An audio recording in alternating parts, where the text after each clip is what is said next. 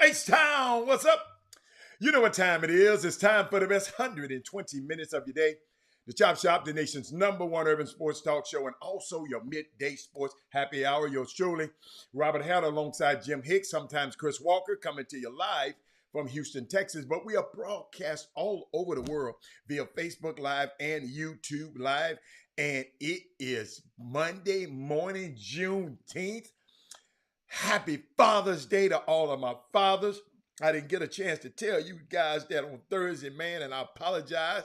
You know, you see, I'm a victim of what I said that people don't do. People get, Mother's Day is everything, but Father's Day is an afterthought. But boy, shout out to them kids of mine. Let me tell you something. Boy, they know how to make the daddy smile. That's all I can tell you. They know how to make the dad smile, man. I smiled from here to here yesterday, man. They had great time with them. It's just man, it's just great, man. I was thinking about y'all, and I was thinking about it's a holiday, and I might not come on.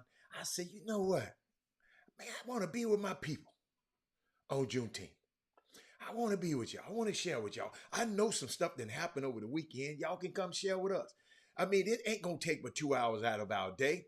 So get your friends who haven't been watching the show, text, tag somebody, share the show right now. And let's go, because I got a few interesting topics. And women on Wednesday, oh my God. On Wednesday, I got something for y'all. I don't know if I can wait that long. I don't know if I can work that because it got something to do with the men that you love, you being a mother, you being a wife. Let me tell you something. I kept Women Rock Wednesday. As of right now, it's on my heart to deliver it on Women Rock Wednesday. But because we got so much stuff going on. So let me shout out to our starting five, man. But it's gonna be a big week. It's a big week. Let me shout out to my five: Melvin Dews, Dale Griggs, Daryl Barnes, Dennis Moody. Jeremy Davis is in the building. That's my starting five. And my sixth man is Troy Callahan. Let me get him. Hold up. Let me get him something this morning. Let me get my people. Let me get my people something this morning. Let me wake everybody up. But I see you out there, scholar athletes. I see you out there, Chris Charles. I see you, Daryl Anderson. I see you. That is Moody. This old DeSable up there. That museum up there. Yes. I saw you talked about it last week, the African American Museum in Chicago. Oh my God, rich history there. Hey Tamika, let me see. I'm on time for the first time in a long time. Daryl Barnes, God, man, thank you, Jesus. Thank you for having Daryl Barnes on time. Who is that? Chop Shop, what's good? What's good, Marcus Carroll? I've been seeing you out there. I saw that long shot you shot, Marcus Carroll. Happy Monday for the father. Thank you, Marissa. My daughter, oh, Brandy, your daughter, I saw that, Brandy. I know it was a whole lot of problems. Let me tell you something. It's problems at the airport. And Brandy's daughter, I think, is over in it's Korea, Brandy. She's all the way on the other side of the world, and probably having a hard time getting in. But let me share some stuff. Let me see where I'm gonna go first. Let me tell you something. Okay, hit the thumbs up button. Yeah, thank you, Corey. Corey Willis. I love that Corey Willis. I love that Corey Willis. But Brandon, I've been praying for. She gonna be all right. I can't bring Miss Nickerson on back to us. There go Karen. But Karen, to my daddies out there, to my fathers out there, man. Let me share something with y'all. The data is accurate. Black men are amazing fathers. When they are actively engaged in the lives of their families and their children's, according to the data, they are more actively engaged than any other fathers of any other group. Okay? Let no shade, no harm. I'm just saying. We have to speak this truth because there are a lot of stereotypes out there that would suggest otherwise. There are so many brothers out there that are stepping up into spaces that they didn't create, filling in that need in a powerful way. I don't mind y'all sometimes taking a compliment about that, but that's what I'm supposed to do as a dad. Moms do it all the time. And a lot of us, see, a lot of us black men, we are in love with being a father to our children. I'm going to repeat that. A lot of us are in love with being a father to our children. Being a good father is a norm, and we don't talk about it in our community, as we often get drowned out by the noise that say otherwise.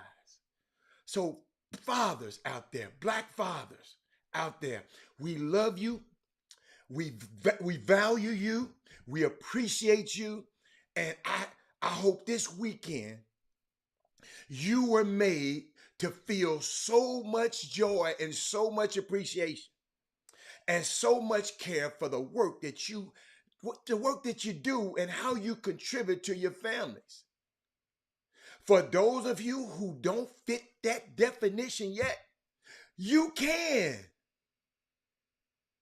It's never too late to apologize, man, to make amends, or to do the best at creating a space that can be a relationship that can be salvaged and that can be invested into. It's not too late, man. That's why I say I got a smile from here to here. Them kids, man, them little kids of mine, I think they really love me. I mean, they touched me. They touched me yesterday. They do it all the time.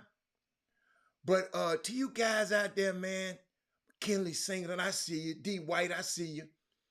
Man, I appreciate y'all, man. That's why I said this summer basketball community, we need to take our place and take it over. Okay? Juneteenth was great. It also was my birthday. Had a shout out. Happy birthday to Rod Wells. Juneteenth. Juneteenth is, let me tell you something. We should be celebrating Juneteenth every day. Man, I found some stuff out about Juneteenth I'm going to share with y'all. But I got a question. And I'll wait. I don't know if Jimmy come on or not. I didn't call him. I just had to be on today. But who is familiar with Straight Jesuit's coach? Anybody? Is he a good coach? Who is familiar with him? I don't know him. I know they hit a buzzer beater the other night to beat Mountain Point, Phoenix, Arizona. An amazing game, start to finish. They were in this thing called Section 7 games.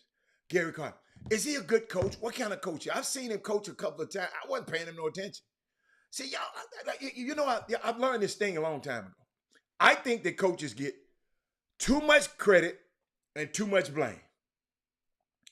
I'm gonna repeat. I think coaches get too much credit and too much blame because I saw it and somebody sent it. Somebody sent me this. Share the show, everybody. Somebody sent me this. I just wanted to share, y'all. They went out to I think Phoenix, Arizona.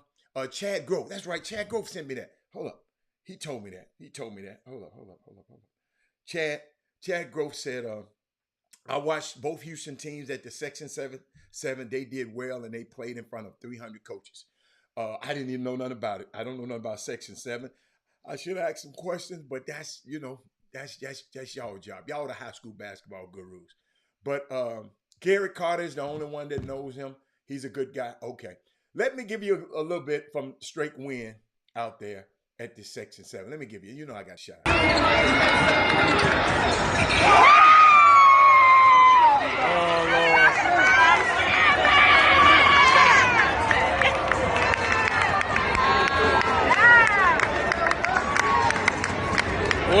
Win. Damn. And Gary, I'm glad you're here, Gary, because I'm looking up something, Gary. I remember you, Gary Carter, and thank you so much, man, for keeping me informed. You, Jeffrey Day, Doug, in this high school basketball community, because you told me about this guy, Drayton Jones, and I didn't know anything about him. He goes just straight. Big fella, and he plays for the Houston Hoops. But you were the first person that told me about him, and thank you because he's on that particular team. I don't know the young man who hit the buzzer beater to win, but shout out to Straight Jesuit for going out represent Houston. But in the future, I want y'all to talk to me. Tell me about that. I want to know about the coach. Gary says he's a good guy. I don't know him, so I want you to. I want other people opinions of it. Hey, Hatter, one of my good friends, Stephanie Smith, says hello. She says she attend church with you. Hey, Stephanie Smith, what's up? What's up, John? Ivy League kid. Okay. I like that. Matter of fact, I met his dad. Yesterday. The other day. Met his dad, and yes, he's on the right track. Rest in peace, Darius Lee was one semester away from graduating from Houston Baptist. I don't know who that is. He was named the HBU. Okay, hold on. He was named HBU Robbie Roberts, Male Athlete of the Year, after leading the Huskers in scoring. And he passed away? What happened? What happened, Joe Baldridge? I haven't heard this. Y'all know I've been gone. Well, rest in peace, young man. One semester shy of graduating. A shooting in Brooklyn. He was killed in Harlem. Oh my goodness. 9 people shot. When was this? Y'all got to realize, at a Juneteenth celebration, I guess my son was in Brooklyn yesterday. See, y'all gonna give me a heart attack on this show. I ain't talked to him this morning. Hold on. Wait a minute. I'm sorry, y'all. Hold on.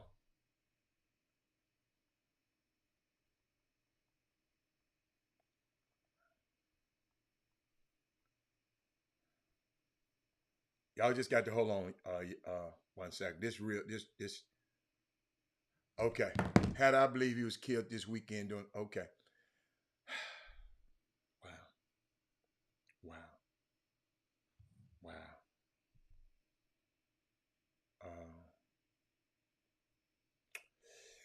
Wow. Somebody just sent it to me. Houston Baptist basketball player Darius Lee died in a Harlem shooting. Wow. Wow.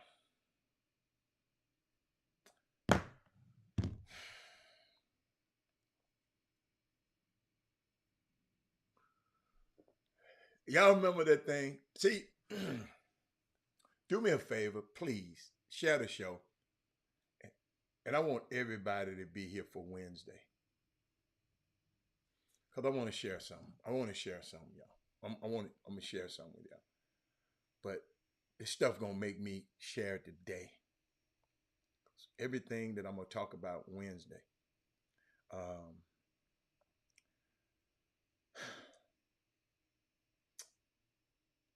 Okay. Yeah, he's good. He's good. He's good. He just texted me back. All right. Okay. Now I can get back right. I'll talk to him afterwards about what's going on. But I got a million places to go today. I wanted to show y'all something. I saw something during Juneteenth. And I don't know if I put it on the screen yet because I hope y'all know it's a lot of emotions running through me right now. But I saw this yesterday. I'm going to put it up on the board. Just show you some of the stuff that we are up against.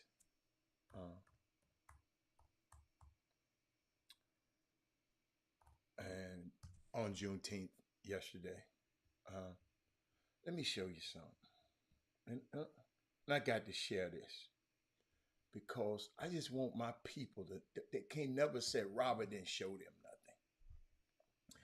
This was a protest in Franklin, Tennessee. Okay.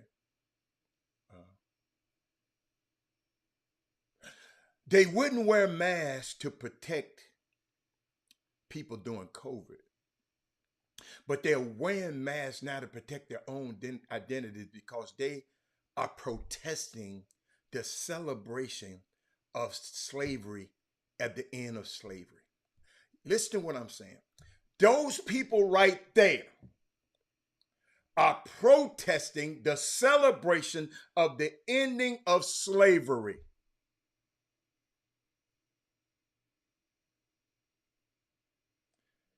Be careful, y'all out there, and keep calm. Juneteenth is a celebration, my people, of the end of something. This ain't nobody trying to replace you.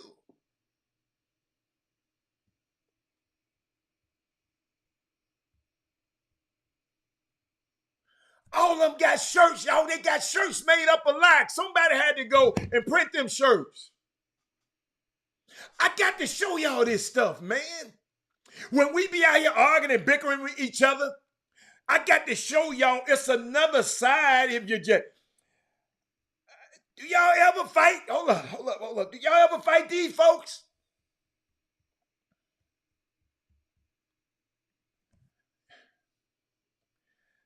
Did y'all see that? I got to put that back up there. But you want to talk crazy to each other on this feed on here.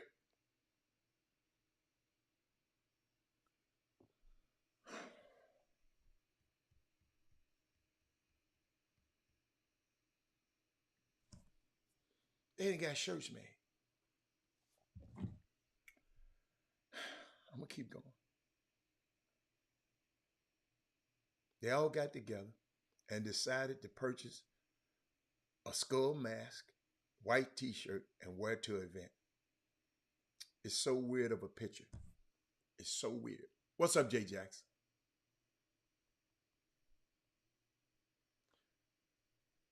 I have to share that kind of stuff with y'all. I just hope y'all understand life is more.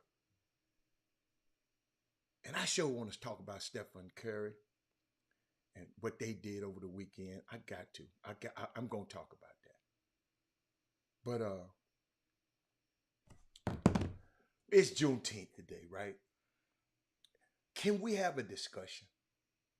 And I want listen. I want. Oh, it was Harlem, not Brooklyn. Okay. All right. Thank you. Thank you, man.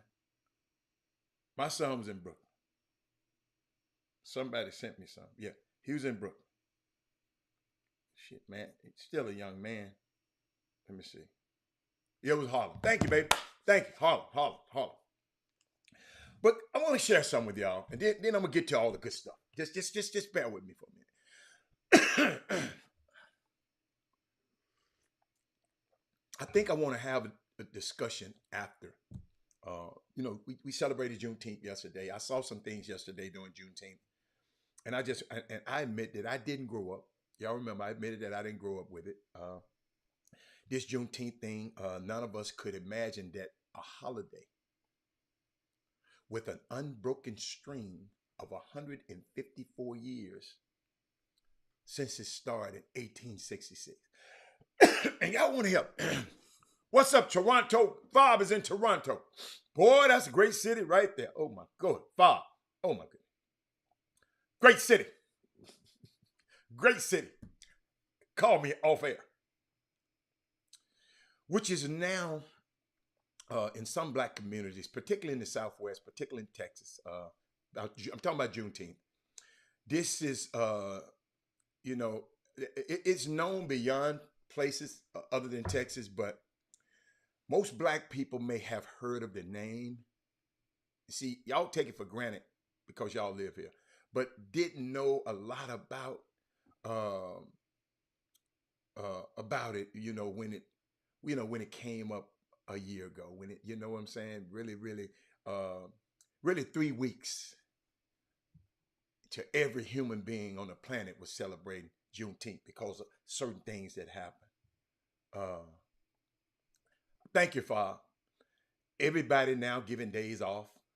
It's kind of weird to me. A year ago, Cuomo made Juneteenth a state holiday in New York.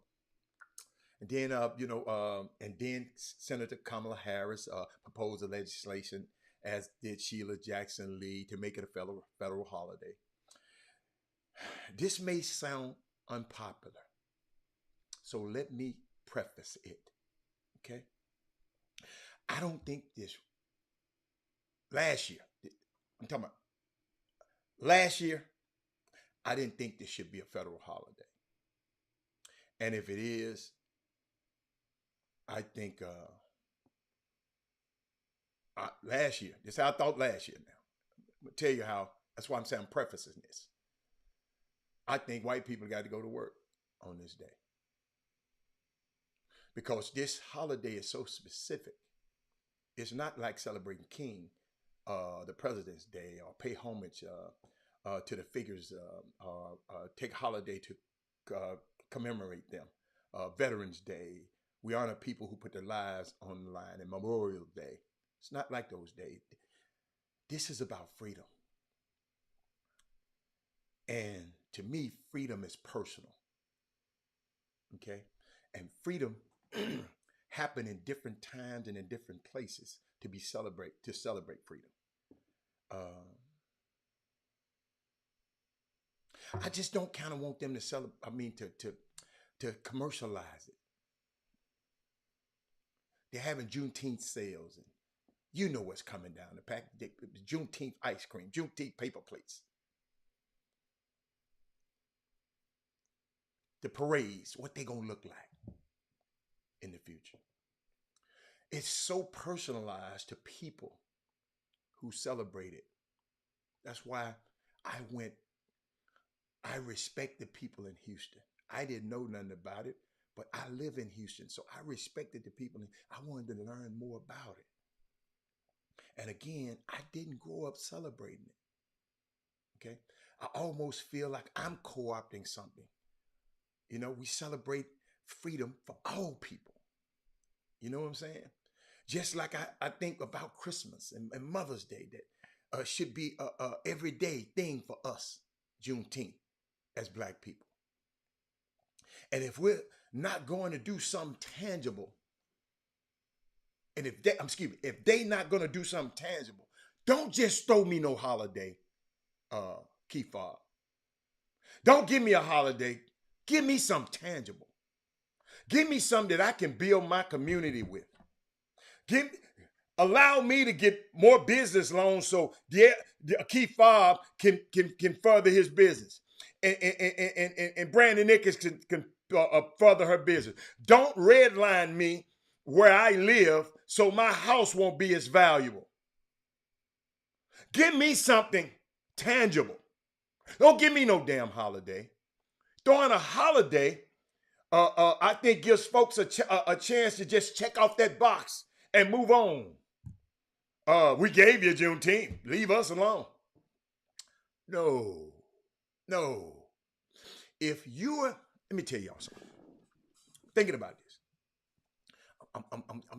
I'm studying.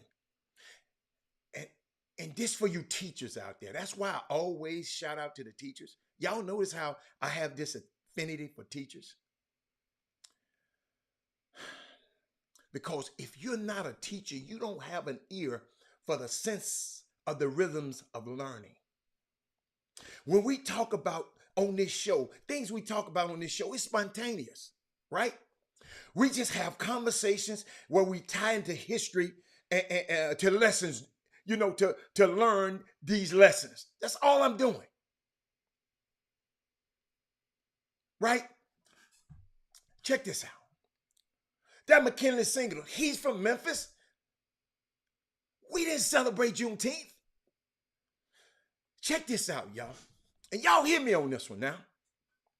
There was a young person that was asked about the difference between Martin Luther King and Malcolm X.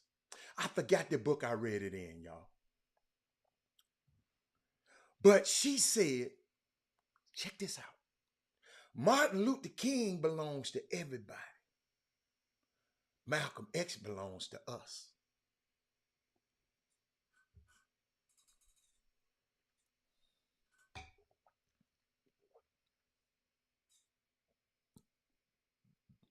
When I just articulated the feelings about Juneteenth to me, that is ours.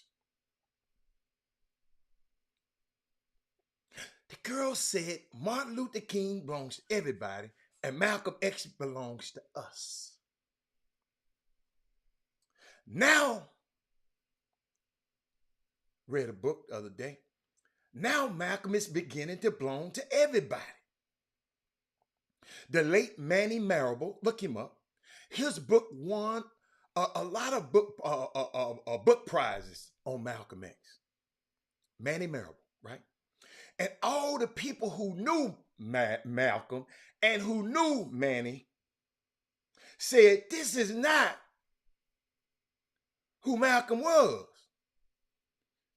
I don't even disrespect you, brother. The book you wrote, you're brilliant and we love you. There's a lot of good work in your book, but let's be clear. The way you have framed Malcolm X makes him suitable for consumption by a society that he was setting natural fire to every day in his adult life.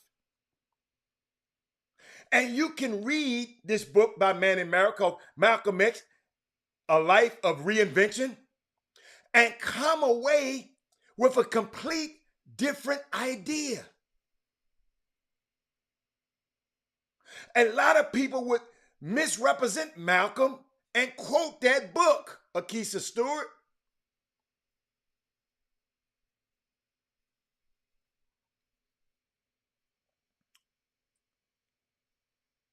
Jared Ball and I forgot his last name Burroughs. They put together a book to rebut this book called Malcolm X, A Lie. A Lie of the Reinvention, correcting Manny Marable's book. So this black dude wrote a book about Malcolm that made him suitable for public consumption. But these brothers, friends of his, say, oh, hell no.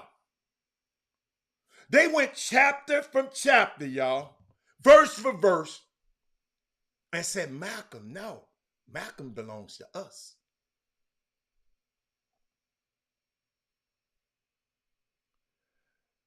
When we want everyone, I put it like this, we want everybody to learn from Malcolm. Don't get it wrong. But he belongs to us. Juneteenth belongs to us.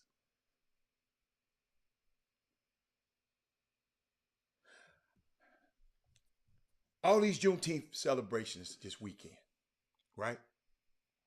I'm going to share with y'all a piece that I didn't hear anyone talk about. Okay? Darryl Barnes, I want you to pay attention right now. Every company this year will have Juneteenth sales. I mean, they're gonna commercialize. One of the things that haven't come out, that I'm gonna share with y'all, is this: the African American Civil War Museum in Washington, D.C. This guy named Frank Smith is the director of this museum. Okay. It is one of our museums. It's one of our museums in our natural networks of Black museum, with the Charles Wright Museum in Detroit and the DeSable in Chicago. That is Moody. He's been talking about it last week about it. But check this out. Frank Smith directs the one that is devoted to civil rights. To Civil War. Sorry. Frank Smith, the museum, is dedicated and devoted to the Civil War. African Americans in the Civil War. Y'all got to check this out. There was a brother who worked for Frank for years who is now ancestor. His name was Harry Jones. He was one of the most well-studied master teachers on the Black presence in the military ever. Harry Jones. Google it. If you look around the internet, you can actually see some of his writings on this. But I want to shake y'all, because guess what? The other day, I heard about Gordon Granger, article number 3 on the veranda at the Aston Villa. Gordon Granger, right? When he came to Galveston in 1965. Y'all know, I didn't take Texas history. I took Tennessee history because that's where I was born. You know, Texas was a rogue state. I don't know if y'all knew this. It was the last state to come back to the Union. They were going to ride this thing out, right? Texas didn't want to be part of the Union at first. I want y'all to get this on. You know, when you mislearn this history, you remember the Alamo, David Crockett and Jim Bowie and Sam Houston and Stephen F. Austin. What is his name? Stephen F. Austin? Yeah, Stephen Austin. They didn't want the state. They wanted to become a country. They didn't want to be a state. They wanted to become the Republic of Texas. Right? Y'all follow me? So when they came to the United States, it was almost reluctantly. The ones who were living like Crockett and them, they were dead. And then Santa Anna took care of them. Yeah, the Mexican took care of them, right? Texas was the last one to come into the Union. Listen to this now. But what Harry Jones used to always remind us, and Frank Smith reminds us today, is, here it comes, y'all. I didn't hear this all weekend. Black soldiers. There were 9 regiments of the United States Colored Troops who were with Granger when he pushed into Texas. I ain't never heard that. So when people talk about Juneteenth over the weekend, and they saying Juneteenth, and they talking about General Granger and reading the general order, and I said, we talked about General Granger reading the order from the balcony in Galveston because those 9 regiments of United States colored troops, black people, chased the Confederates out of Galveston. And a bunch of them Confederates ran across the Rio Grande and went into Mexico running from these black men. Some of these black men had fought in the Battle of Virginia. Go look where Virginia is on the map. And they came all the way from the East Coast, plowing through this thing to get to Texas. I'm saying that to say this, even in this Juneteenth, now that everybody wants to know about it, right? I hear almost no discussion of the black troops and the United States colored troops. When people think that Granger told them they were free, yeah, he read the proclamation in Galveston, and a lot of black people were standing there, and that's where they got the word. I know y'all were. Hold up.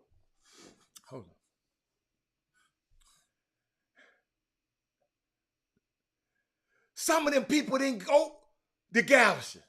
Some of them people got the message from them black troops. They saw them black brothers walking up with them rifles and showed up out in the fields. You out in the fields and these brothers pulling up. You know it in the movie Django. He said, what they doing on that nag? These dudes got uniforms and riding up on these black folks. They ain't never seen this. Can you imagine if I was making a movie about this? Can you imagine a movie of us standing in the fields?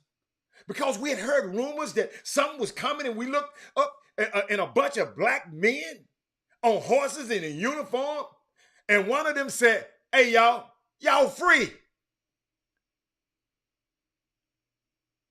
First of all, you look at him, he look like you. You tell him, man, you look like me. What you doing in this thing? Are you in the army? Y'all got to realize these slaves, they ain't seen this. We heard the Yankees are coming. Are you a Yankee? I'm telling y'all. The man get off the horse and said, man, I'm telling y'all.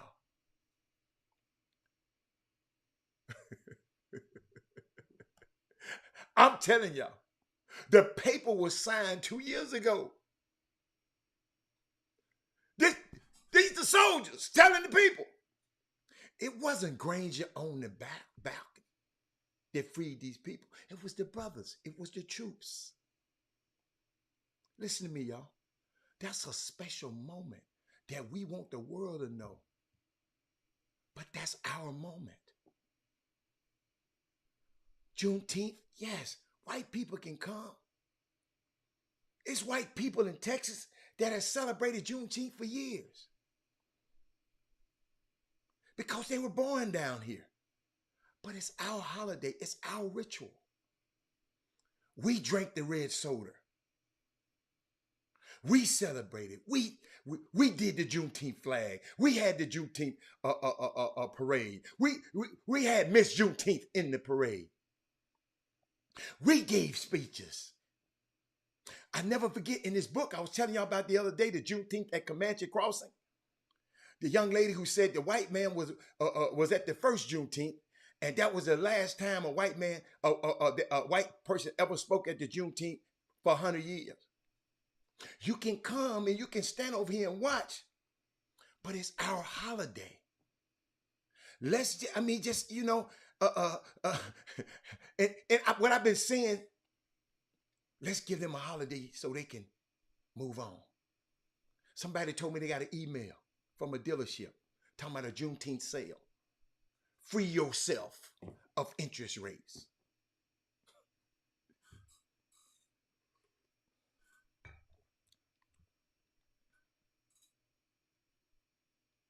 It's unbelievable, man. I just had to share that with y'all. I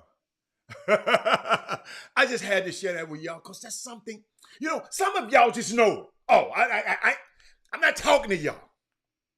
But some people like me had no idea about the 9 black regiments. We running these folks up out of here. Unbelievable, man. Shout out to Juneteenth. I'm going to take a quick break and we're going to come back. And guess what?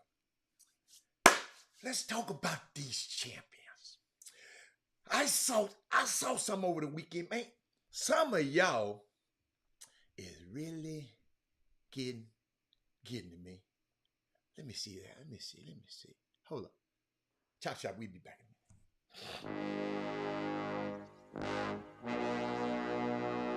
The Cox Pradia Law Firm. Big city, big town, big settlement. Your fight is our fight. Need legal advice? You know who to call. Personal injury, wrongful death, car accidents, premise liability, serious injuries. 1-800-HURT-NOW.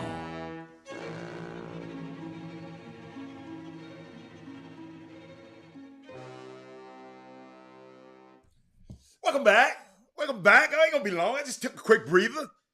I saw what you said, Brian. Brian said we can't control it.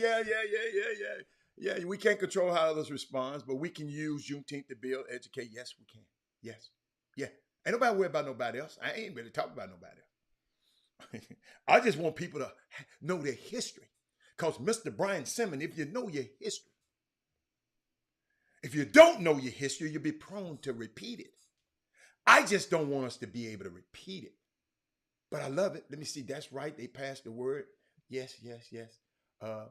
Sonya said, I can picture this like they looked at Django. Yes. You wouldn't believe the Willies when they heard they were free. Yes.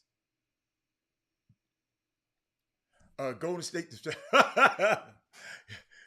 Let me tell you something. Men. I got so many ways to go with this one, Mindy.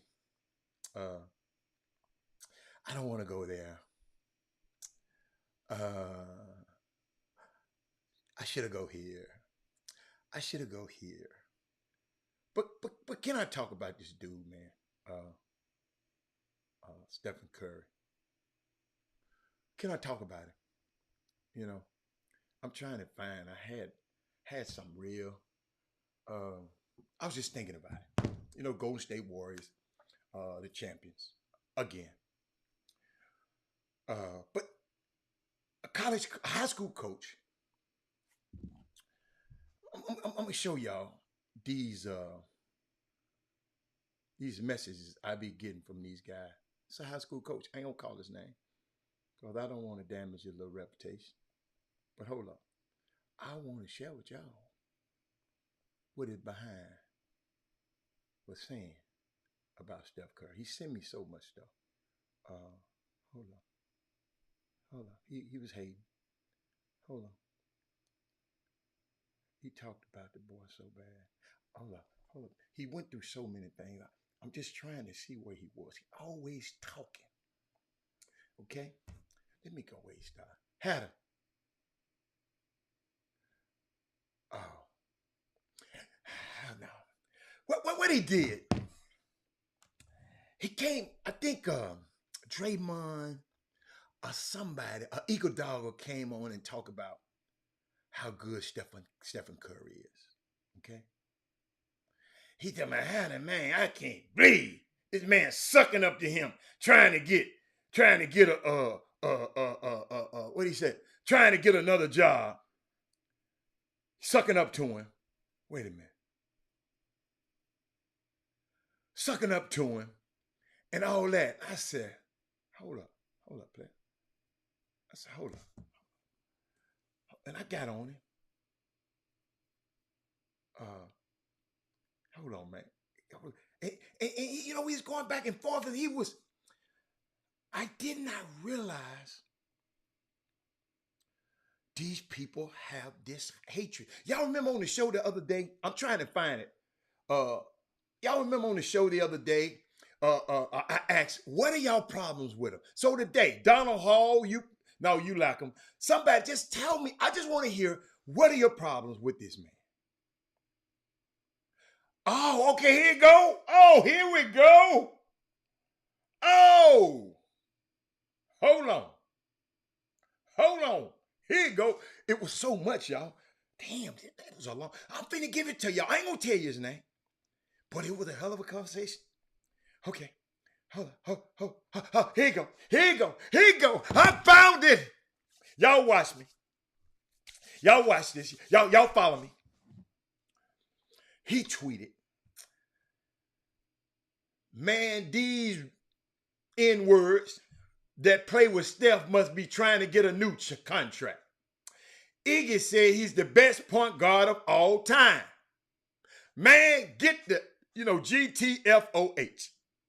Get the out of here, right? I said, and I asked him, man, what has Steph done to you? You one of them haters I was talking about on the show last week? He come back. This is what he come back with, y'all, to Robert Hatter. Hatter. He's not the best PG, period. Come on, man. You played the game. Stop it. Some of y'all might think that way. It's okay. If it's y'all listen, this was a high school coach saying this, Sonya. Sonya. Yeah, Sonya. Sonya, Sonya. Mindy, watch this, Mindy. He said, if his ass, Mindy, he cussing me. If his ass wasn't a great shooter, then what would he be?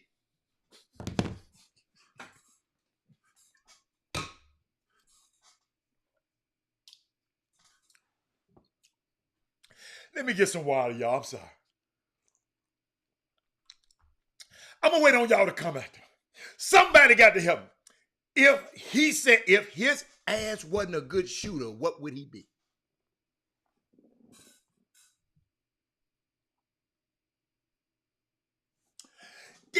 Where my guys? If that is Moody, you going to let that get away? I must don't have no coaches on the field. Y'all, shut the show, man. This man said, if his ass wasn't a great shooter, what would he be?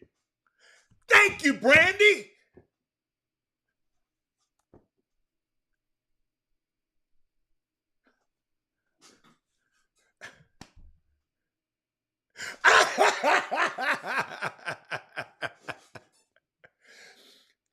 Jonathan Grip, that's why I love y'all.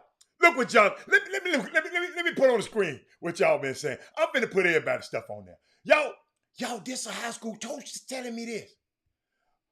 Look what Brandon put up there. Let me see. Hold on, Crystal said he must have dunked on him before. Hold on, let me keep going. Let me go.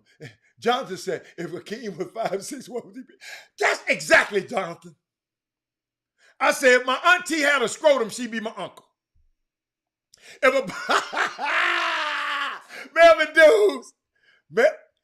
Thank you, Mindy.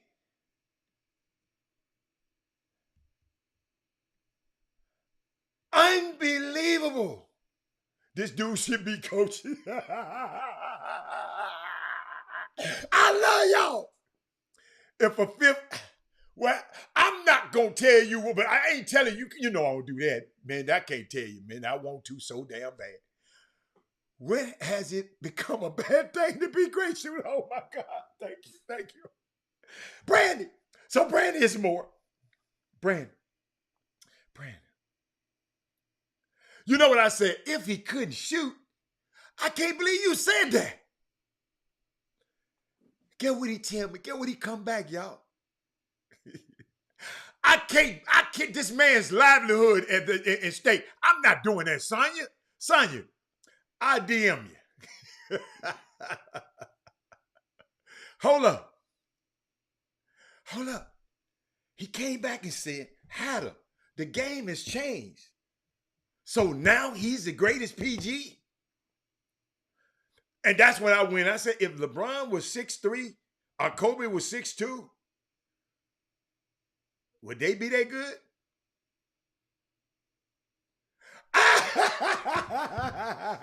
Hey, look. Hey. The shootingest person I ever seen in my life for Memphis right there. Before Steph, that was Steph before Steph. That guy got up on that screen right there. Then he came back to me, y'all. He came back to me. Jock, you got to help me. Thank you, Jock. Jock, I need you, Jock. Don't go nowhere, Jock. Jock, you need to share the show because I need some more people. Because there's more, Jock. He keep talking, Jock. He won't shut up. He said, Magic Johnson. He said, Magic, LeBron, Oscar, Robinson, John Stockton, etc. Gonna go to Houston and get me. He said, Oscar Robinson them gonna come to Houston and get me. And all I said, man, his shooting and his handle and his visions Stephon vision is super elite. That's what makes him a special. Get what he said? Okay, stop there. So that makes him an elite shooter? Yo, he said this. I wish I could show it, but his name up there. I said, man, you can have John Stockton, man. Y'all can keep John Stockton. I said, when I asked why y'all hate Steph so much last week, you didn't say nothing on the show. I can't wait till this debate on Monday. That's what I'm talking about this Monday. And he ain't showed up on the show today. And yet, what he said, Hatter, no. He told me he's sending another list. Then he said something. I said, man, you been smoking? Or you been drinking? I was serious. He said, no, I don't smoke and don't drink. I said, okay.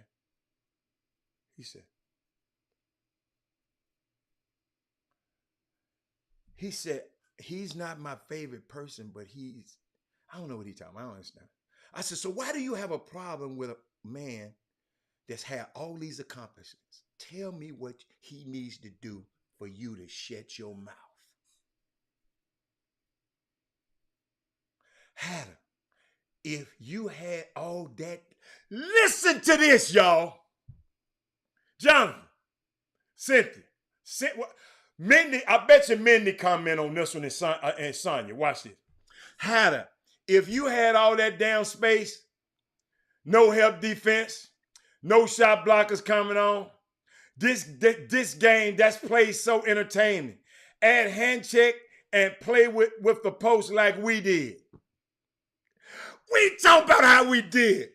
McKinley Singleton used to have hand check, and he still used to hit on everybody. Steph would have scored on Oscar Robinson. He would have scored on Clyde Frazier. He would have scored on anybody. The man said, now he come out, I have zero issues with the man. I support him as the best shooter of all time. He got mad when they said the best point guard.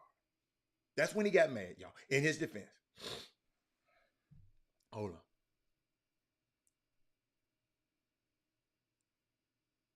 Let me see what he's doing.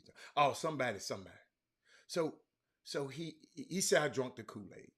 So he got to talking. So let me share with y'all something. Let me talk. I'm gonna have a fireside chat. Let me give me some. Just in case you've been on the other side of the moon and you don't know, the Golden State Warriors are the 2022 champion.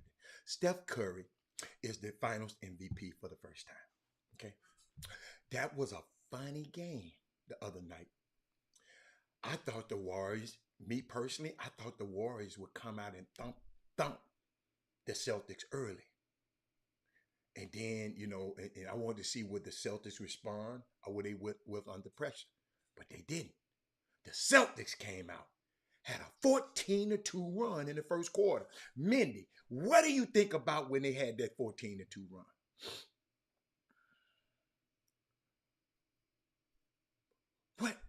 What did y'all think? Y'all tell me. And at some point in the first half, where the Warriors got on a 20-0 run. I'm just showing you how I saw the game. There's only one, Steph, and Westbrook played the two in college, who has made the transition to the 1+ winning. Okay. That's what Brian Simmons said. I put it up there. That's his opinion. They take control of the game. They blew it open in the second half. I'm talking about the Warriors. They weathered the storm and whatever the Celtics could do to throw their way. But y'all, the image of Steph Curry breaking down as the final seconds ticked off. Y'all know he broke down and just sat on the floor and started crying. And all of them damn photographers came around and spoiled the damn moment. That's why the referee came and stopped it. Yeah, the only reason the referee stopped it because all the photographers brought their ass on the floor. That was his moment. So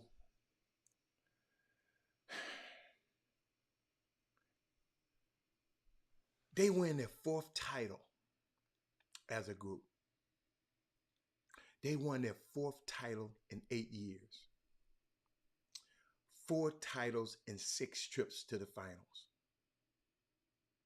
This is just a recoronation of the dynasty. Check this out, ladies and gentlemen. You have to call it a dynasty when you've been to 6 finals in 8 years. And 4 of those were titles for you. If you disagree, it's okay.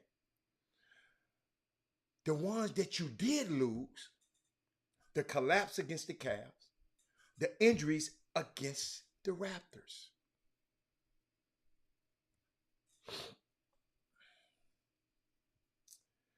This has been a basketball era where the Warriors are kings once again.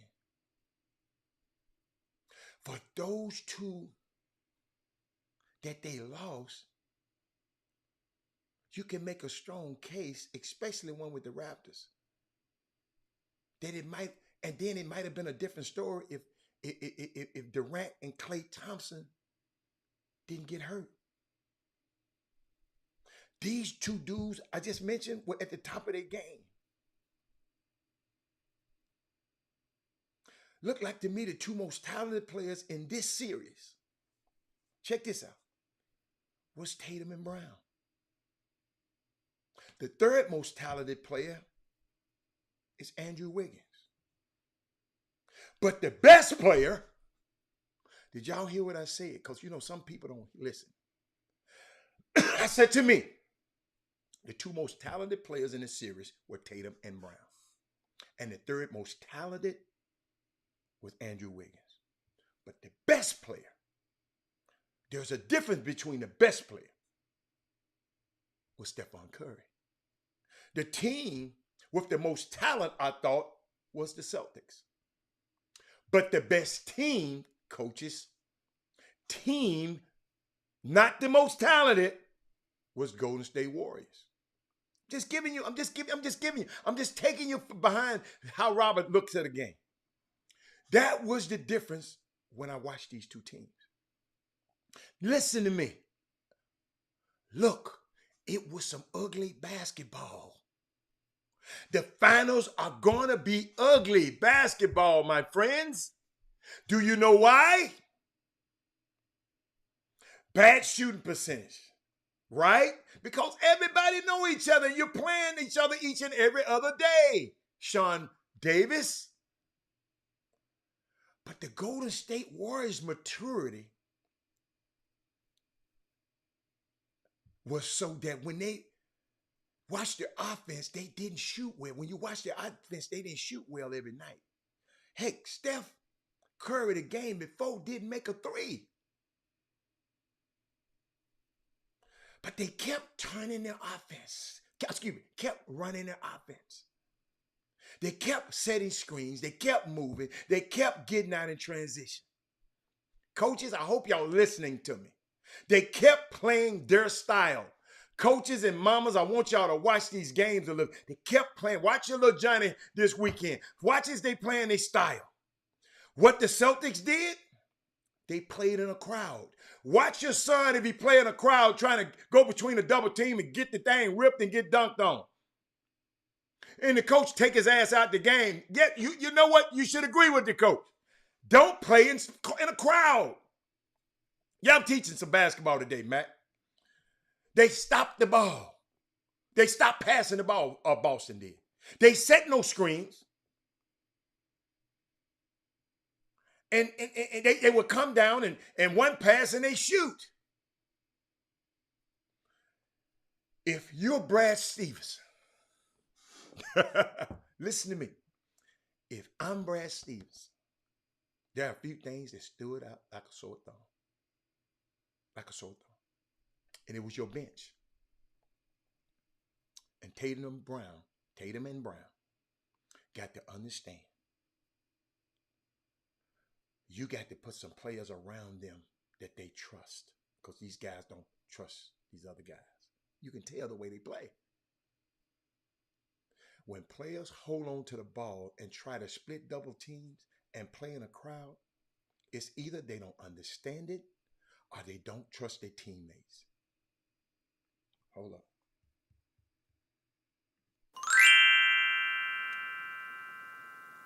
Do I need to repeat that one?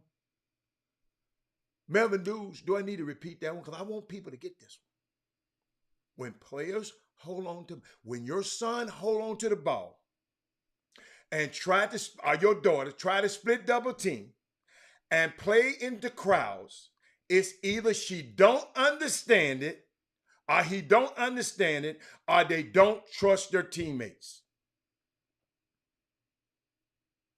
I love Marcus Smart. And I learned a lesson. Learned a lesson in this one, Matt. That is Moody. I learned. There is a physical toughness and there is a mental toughness. Marcus Smart is physically tough. Stephen Curry is mentally tougher. Did you see late in the game when he didn't even have to switch? Why would you switch when there was a weak screen? You got to fight over that. Why would you let Al Horford switch to Stephen Curry?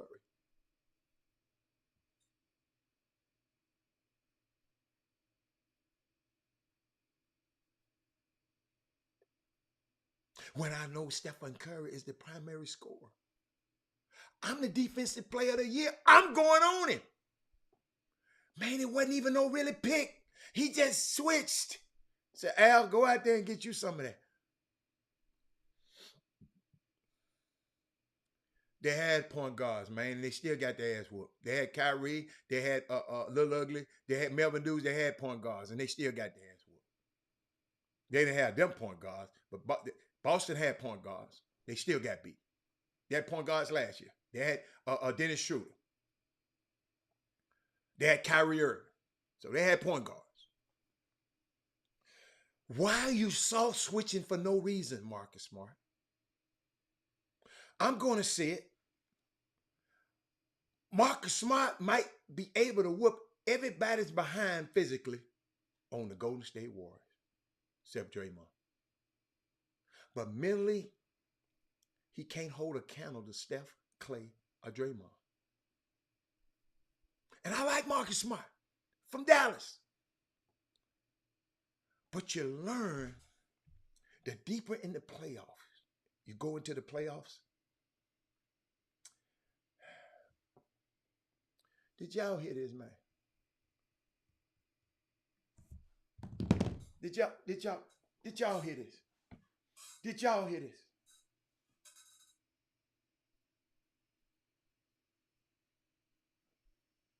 So Stephen Curry wasn't tired. Stephen Curry got so beat up in that first game, he hitting him in the chest and taking them chest pumps, them chest a bit, and he wasn't tired. Man, don't you ever tell me no damn NBA players tired. Want to hear that mess? You the same one be telling one of these little players, y'all he tired. I had to put that up there, y'all. But what I've learned, the deeper you go into the playoffs, and Marcus Smart has to learn, the more we find about who and what you are as a player. You get undressed as a coach and a player in the playoffs. Because the farther you go, the more your weaknesses are exposed. So think about this. If I'm coaching and getting ready for the Boston Celtics, I already know if we are switching, as soon as Tatum and Brown gets the looks that they think they got, and they're going to go into their one-on-one mode, guess what I'm doing? I'm going to run a double team at them. And they haven't learned how to pick up the dribble and make the next pass yet.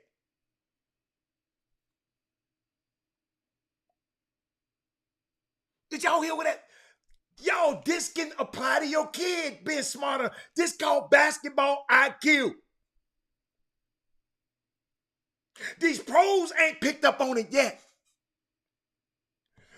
Soon the double team coming, they play hot potato. Jason Taylor just throw it to any damn body. They need to check his eyes. He might be colorblind. They check this out. Other teams get the blueprint on how to beat you in the finals. Mastermind. Mastermind, if you're coaching these kids, I'm just giving you the game. There is no blueprint on how to beat the Golden State Warriors. Why?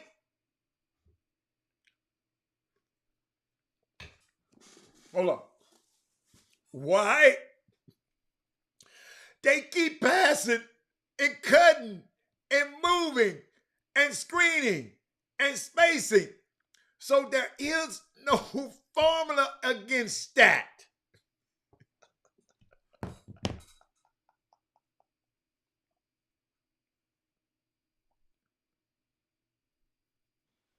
Every coach, every high school coach should be listening to what I just said. Think about what I said, Mindy. There is no blueprint on how to beat Golden State. And why?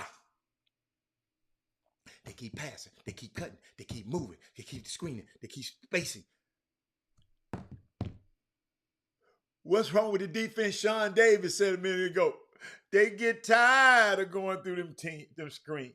They get tired of them guys passing. They get tired of them guys cutting. They get tired of them guys moving. They get tired of them guys screening. They get tired of them guys spacing. That's what the defense does. Thank you, Sean. Appreciate it, Sean. I'm going to get that. Mindy, read it. Mindy, you've been reading my notes. But I'm going to put that up there what Mindy said because it's in my notes. Boston, the way they played, there's an easy formula. We're going to switch. We're going to bait them into the switch. And as soon as they think they have the matchup they want, and they're going to go one-on-one, we're just going to run a second defender at them. See how simple this game is? They better find them a backup point guard that knows how to run a team. I think they're trying to move up in the draft to get R.J. Nimrod. I told y'all that months ago.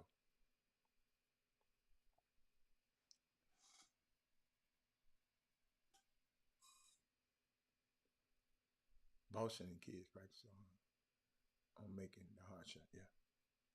No disrespect to Marcus, right? No disrespect to Marcus.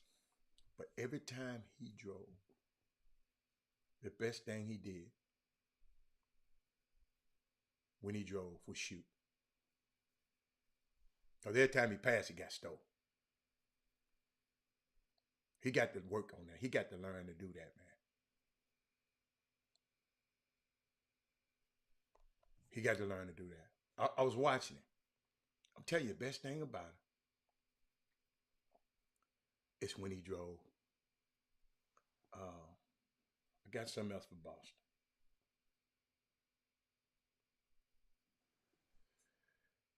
They beat Boston. I want to share this with you.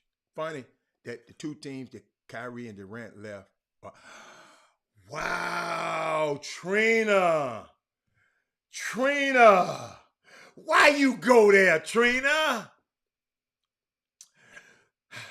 Trina, I got something else for you, Trina. You should hear what Anthony Edwards said about when he tried out for them. You right, Jeremy Pippins. Hey, y'all go Google that. They told Anthony, dude, you can't make it on our team. We ain't gonna draft you. Your ass too lazy.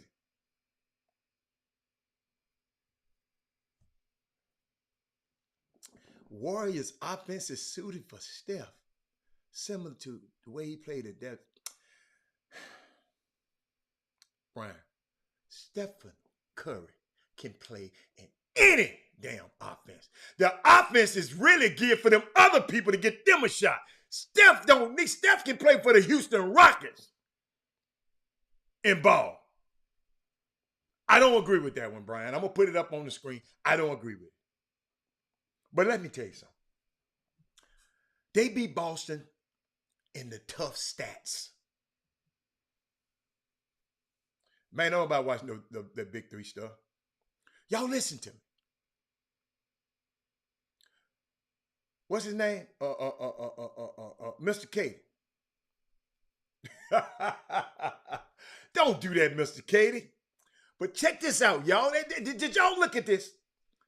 They beat Boston in the tough stats. They out-rebounded them. They turned them over. They beat them in the physical part of the game. A slightly built team with no center. They match Boston's physicality. Did you notice that, Archie? They took it from them. Finally, we can call Steph Curry a great player. I don't like the great shooter of all time stuff. That's just me. Okay? I don't like it. Thank you, Laura. We need to refer to him as one of the greatest players of all time now, y'all. I'm going to tell you why. You know, see, unlike everybody, they come up here and say opinion. I'm going to give you some facts. I'm going to back it up with something.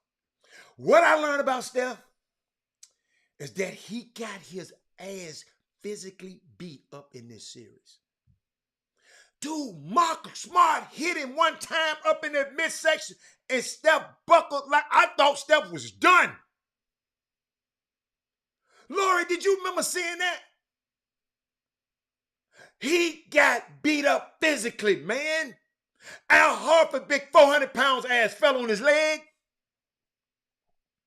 Diving on the ball. He never complained.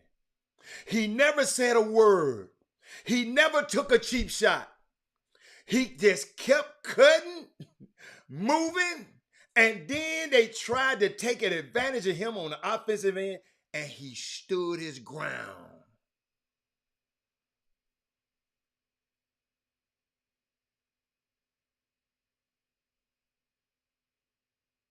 He took all of those shots in the chest. Marcus Smart bagging him up, saying, bam!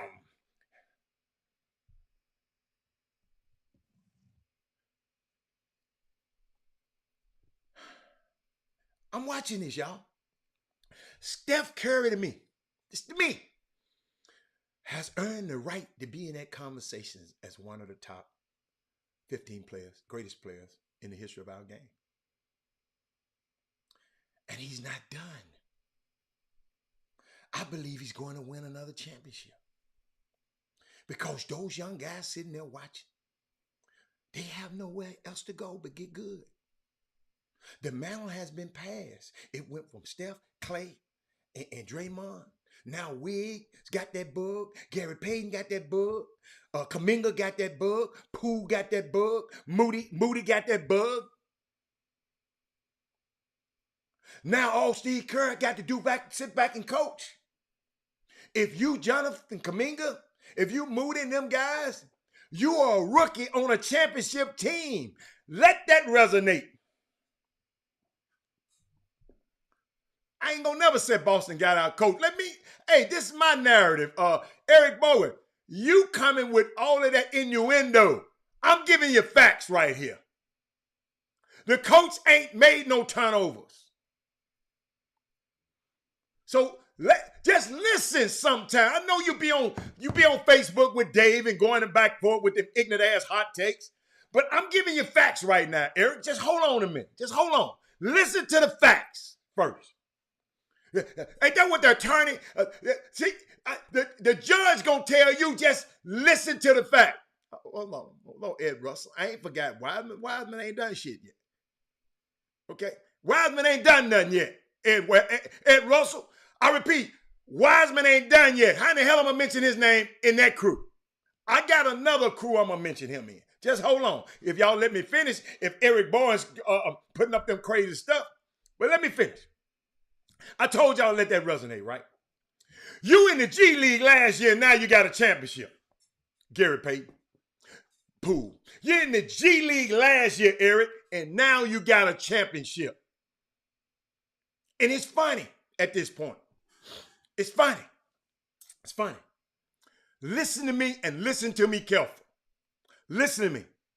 There is a business to doubting great players. I don't know if y'all knew this. Let me give me a drink. I just said it, and I'm finna hear you. It's crazy that Steph is harder. It's a harder worker than guys with no ring. Yes. That's a good one. That's a good one. There is a business out here, ladies and gentlemen, to doubting great players. We can admit it. I can admit it because I know some of them. There are a lot of people getting paid a lot of money to publicly doubt. Y'all know who they are. I'm not calling their names on this show. I'm finna repeat this because I want y'all. I don't care about nobody else. I'm worried about the chop shop. I want y'all to be smarter. So y'all can go, when y'all friends talking, y'all can say, man, come on, this what's happening. Listen to this. There's a business to doubting great players. These guys have gotten raises over the years from doubting great players. LeBron James, Stephen Curry, Michael Jordan. These guys has become rich. Let me say this. If you are not getting paid to doubt Steph Curry, then you sound dumb at this point. So go get you some money if you want to doubt it. Unless you are going to check, to get a check to doubt Steph Curry and you don't recognize his greatness, I mean, at least recognize his greatness, then just talk. Y'all think about this. This is the 4th championship. I would say he has been the most important part of all 4 championships. I know y'all, when KD came over, KD came to him. He didn't go finding KD. Thank you, Jeremy. Check this out. I'm not saying he the best player. Not one time. His career is better than KD's. KD got to win one without Steph. Think about what he did, y'all. Just think about this. Who just said something a minute ago? Ed Russell. Think about this. Think about what he did. Not only did he win a championship without KD, he won a championship with Klay Thompson not being half of what he was. Mendy. Thank you, Mendy. This series wouldn't have been close if Klay would have been the Klay of old. Klay would have had 2 30-plus games and the rest of them 20s. You follow me?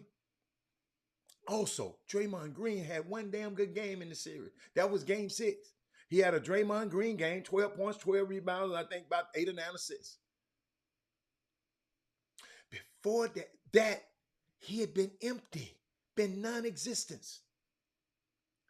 Steph did this with basically Andrew Wiggins and Gary Payton and Poole, and he did it with a few others.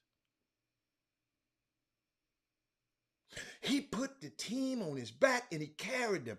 Not to say Klay didn't have his moments.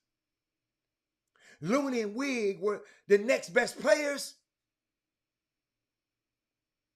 He was in, listen to me. Trina, now this young man is in rare air where you talk about, I thought I never said this, MJ. He's going to kick somebody out that room. I'm talking about that room that's above the Hall of Fame. You know, everybody in the Hall of Fame. But there's a room above the Hall of Fame with the Jordan and the Wilts and the Thomas and Magic and Bird and Kareem and Kobe and LeBron. That's a whole nother room. Listen to the Steph haters. He has as many rings as LeBron do have now. At the end of the day, you look at where LeBron's career is, and you can safely say, hold up, all your Bron sectionals, just hold on. If LeBron stay in LA the next 2 years, he won't win a championship. Not strong as that West is. Who would have had a better career then? Steph or LeBron? Because if Steph get 1 or 2 more, which he can get, you got to figure out Clay would be better next year. And then you got to figure, Wiseman going to figure in, Ed Russell. I got you, Ed Russell. Wiseman going to come. And all the rest of them young guys.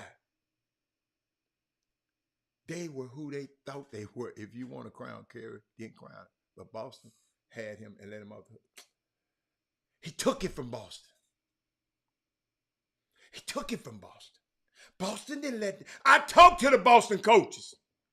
Boston ain't let them off the hook.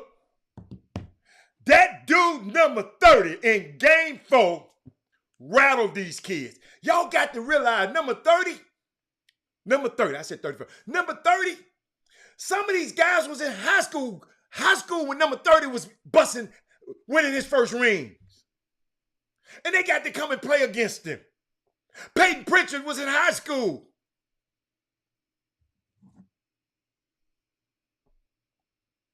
Y'all remember? See, y'all remember? Hold on. Did y'all remember? Wait a minute. I got something for y'all. Hold on. Watch this. It was a special year, all things considered. And a new experience for me, Draymond Loon. Tried to make the most of it. Come back, bottle this up. Everybody make the right strides, take advantage of the summer, and you don't want to see us next year. It was a special. Did y'all hear what he said? That's when they lost in the bubble. Let me repeat it, just in case for the people in the back that see it. It was a special year, all things considered. And a new experience for me, Draymond Loon. Tried to make the most of it. Come back, bottle this up. Everybody make the right strides, take advantage of the summer, and you don't want to see us next year. He said, you don't want to see me next year. Yo, guess what? And then they're going to get the first pick, a first pick in the first round. Then they're going to get another free agent. If Steph get the 6 and LeBron stays at 4, who would you say had the better career? Yeah, we're going to talk about that Durant shit. We're going to talk about Durant. We have John Morant stuff. Who would you say had the better career? Steph changed the way basketball is played on the court. LeBron James changed the way it's played off the court. LeBron had 8 straight championships he went to. Look who Steph won with in this championship, y'all. Check this out. Hold up. This what a leader sounds like. When all you people talk about, hold on. Let me play something first before I go there. Watch this. This how haters start their conversations out. Not a hater, love the bro. Just don't say you're not a hater. That's a hater start the conversation out. All people who understand sports understand. Offense, hold on. Offense ran and suited to one's talents, give them confidence, allows them to flourish. Hats off to Mark Jackson. Was he flourishing? Was he flourishing in Mark Jackson's system?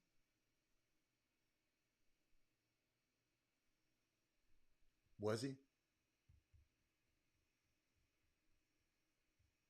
Did he win a championship under Mark Jackson? Yo, I'm just trying to make y'all think. Why you can't, LeBron? You seen that team, Reggie? Reggie, when a team fired a coach, they're freaking terrible. Now they hired a new coach. You got them same old Geritol drinking ass players there, Reggie. Reggie, what's gonna make the Lakers better? You tell me. I don't think they're gonna win ever, LeBron there no more.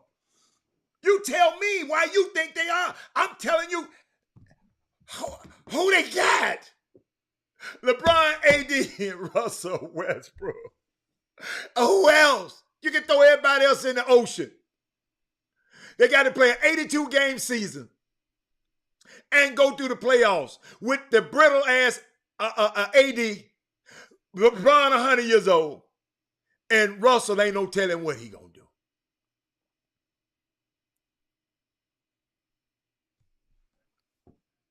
Stephen Curry got hurt last year. Come on, player. He got hurt. Then he came back. Clay wasn't there.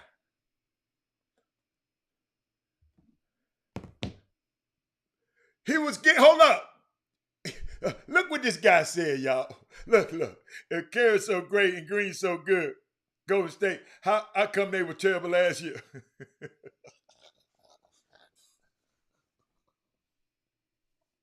See, this is the kind of stuff I got to deal with on this show. This is what I had to deal with. Did y'all hear what he said? He don't know the facts. Don't know the facts. Hold on. Let me show you what a leader look like. Y'all need to share this show. Let me show you what a leader look like. Eric Barnes, let me show you what a leader sounds and look like. Need you to finally be a finals MVP after everything. Forget that. We champs. Why are you starting with that question? We got 4 championships. You know, like, God is great, the ability to be on the stage and play with amazing teammates against a great Boston Celtics team that, you know, gave us everything to try to get to the finish line. This one hits different for sure, just knowing what the last 3 years have meant. You see what he told her? Let's not talk about me. Let's talk about my team.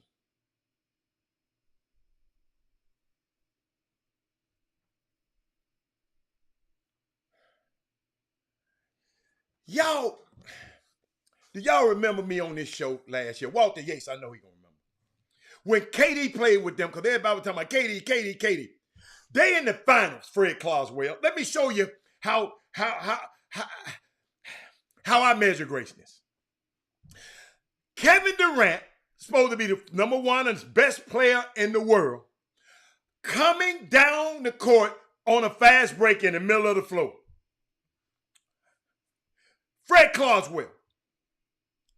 The guys left the middle of the floor and went to the corner to cover Steph and let KD just dunk the basketball, man.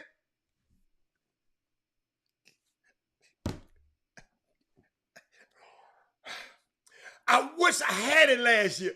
I wish I had that video. Will you him, Kelton? Kelton, have you ever played on a team that somebody's that damn good that they gonna send everybody over there to you and just let the second best player in the world just go down the middle and dunk it?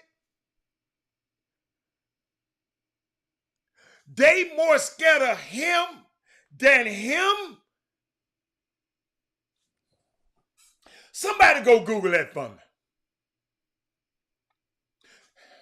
Listen, y'all.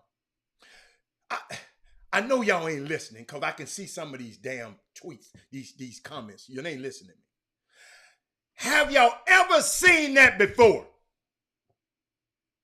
They would leave KD by himself. The dunk Wiggins had the other night. The dunk that Wiggins had the other night. They was face guarding Stephon Curry. They didn't care about Wiggins getting a dunk. y'all know anything about basketball, I wish I had a player that good on my team. I just don't think y'all get it yet. I just don't think y'all get it. Y'all playing summer basketball this weekend. Have y'all seen a player this year that everybody was worried about that they gonna leave everybody else wide open? Hell no, you ain't. That's why this guy so special. You don't have to like him, but look at the facts. LeBron got something on his sleeve. Yeah, they said he had something in his sleeve last year. LeBron, man, y'all done had y'all run, Eric.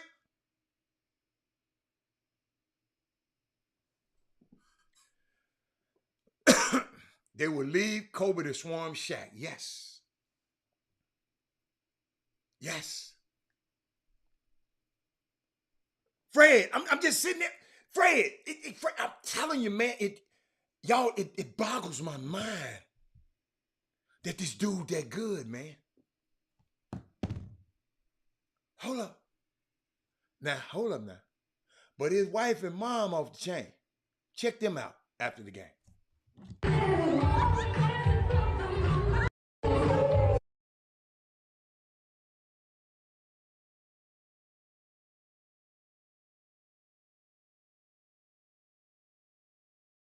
They was getting it in Boston. Listen, man. They already had that party planned in Boston, man.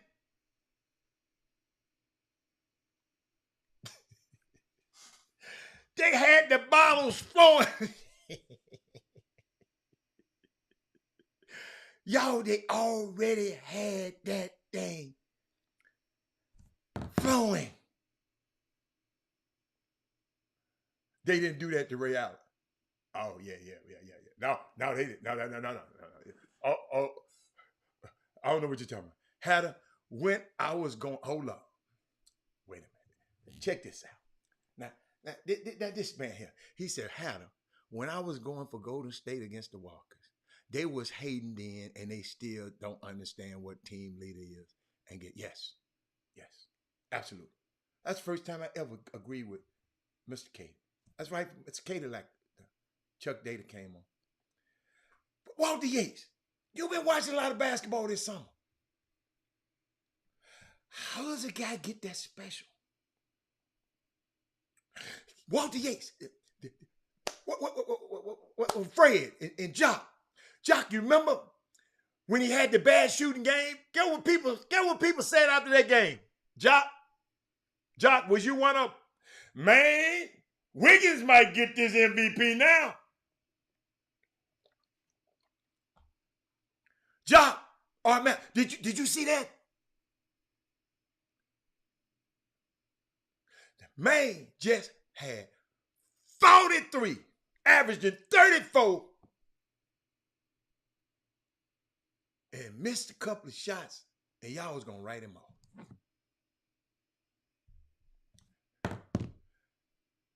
Then, Dylan Brooks gonna go around and mess around and say, y'all remember he tweeted, let's go, we're gonna talk about these Grizzlies and these Warriors. Said, Andre Iguodala didn't want to be a part of this dynasty. Hell no, he part of a real dynasty. The players are coming for next year. We gonna see.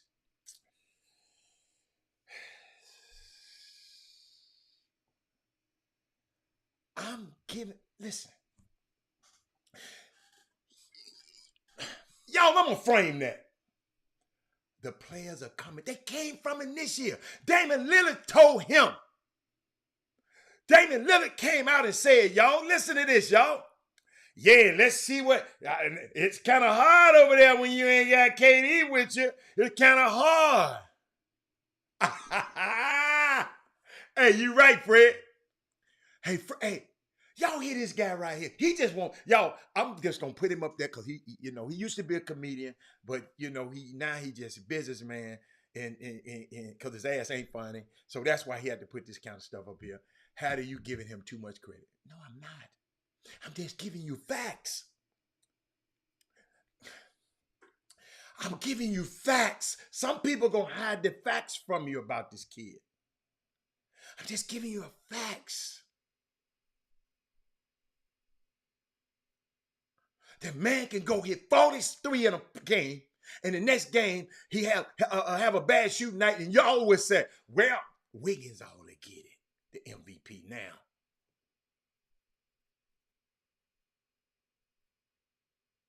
He said he a diehard Lakers fan. He know they ain't got a chance. No, Lakers done. LeBron better go find him another team. All you Brunsexuals. But let me get back to Dillon Brooks. And then, let me, y'all, Clay, you know, Clay kind of corny as hell, right? Look what he said after the game. Season. So this was a collective effort, and strength in numbers is alive and well. I can't wait. There's this one player on the Grizzlies who tweeted strength in numbers after they beat us in the regular season, and it pissed me off so much. I can't wait to retweet that thing. Freaking bum. I had to watch that. I'm just like, this freaking clown. Okay. Sorry. That memory just popped up. You're going to mock us? Like, you ain't ever been there before, bro. What do you think about that? Jaren Jackson gonna tweet after they beat them. They beat them by a whole lot. I don't think Draymond played. Steph didn't play. Nobody hardly played. And they beat him by a lot. And he gonna tweet out strength in numbers. And Clay remembered that. That's a good one, Ed Russell. Let me put Ed Russell on here.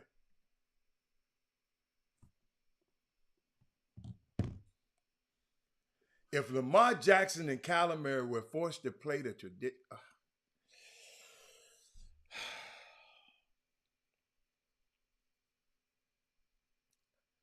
Mr. Simmons, what you don't understand, I've been in this business for 30 years, Mr. Simmons, okay?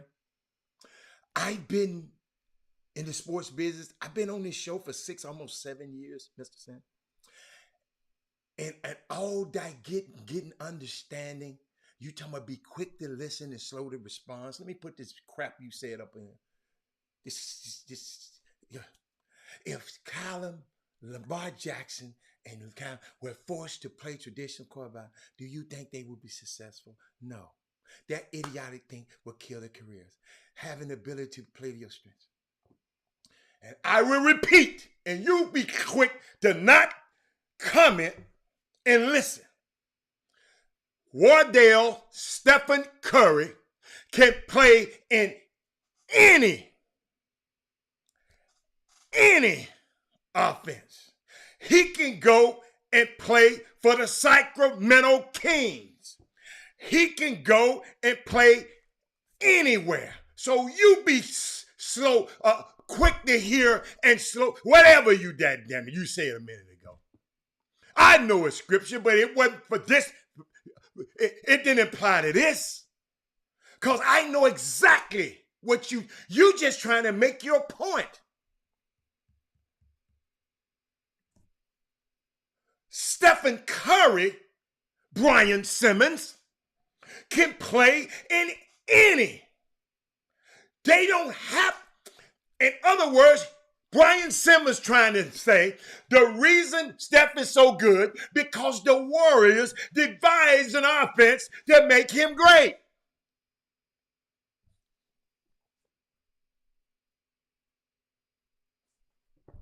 So I debunked that theory, and he come back with more. Hold on. Kicking my TV off. Fuck with y'all.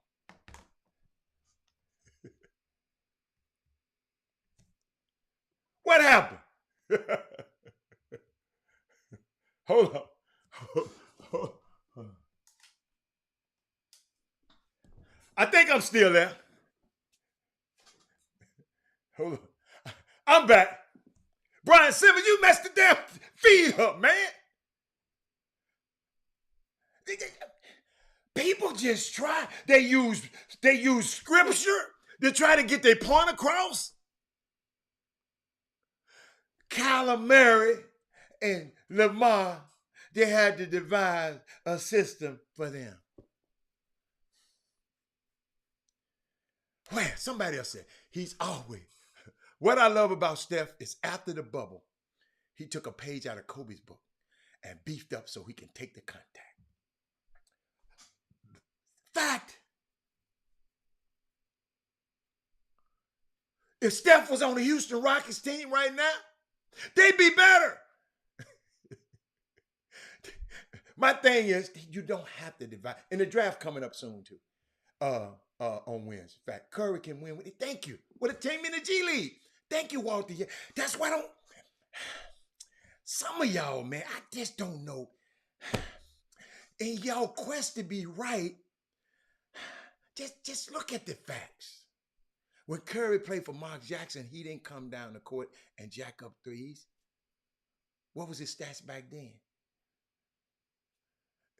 Dude hood, but he got the green light. Dude good, but he got the green light.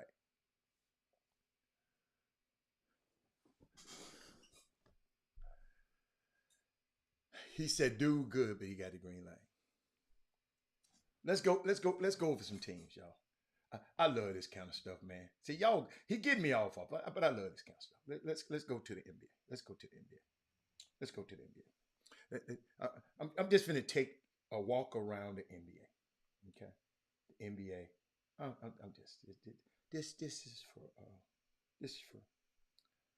is for Eric.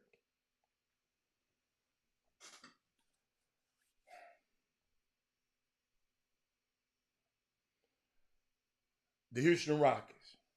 Jalen Green got the green light. Don't matter. Oklahoma Thunder.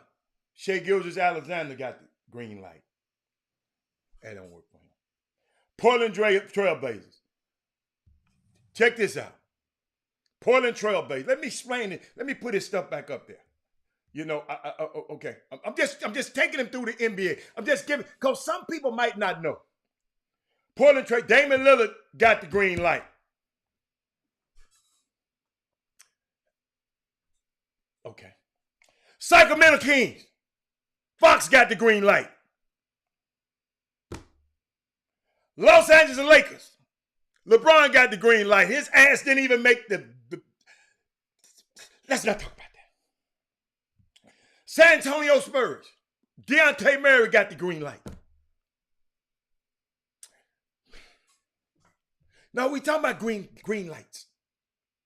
I ain't going way back there. Hell no. Because he talk about just because he got the green light. Denver Nuggets.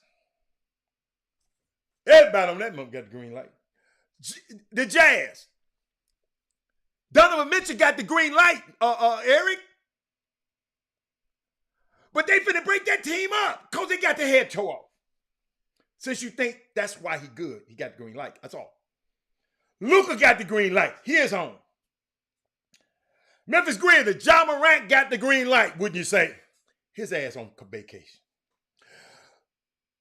Phoenix Suns, Devin Booker got the green light, right? He ain't still. I'm just going. Orlando Magic ain't no green light. Okay, ain't no green light. Detroit Pistons. I ain't gonna talk about that team. Indiana Pacers. Ain't gonna talk about that team. Somebody on that team. It's a leading scorer on every losing team, Eric. Washington Wizards. Bradley Beal got a. I don't know what kind of light he got. Eric. See, when you have opinions, sir, you and Mr. Bryan, y'all got to back them up with facts. That's all. Trae Young, the next Steph Curry. Hell no. Got a coach fired.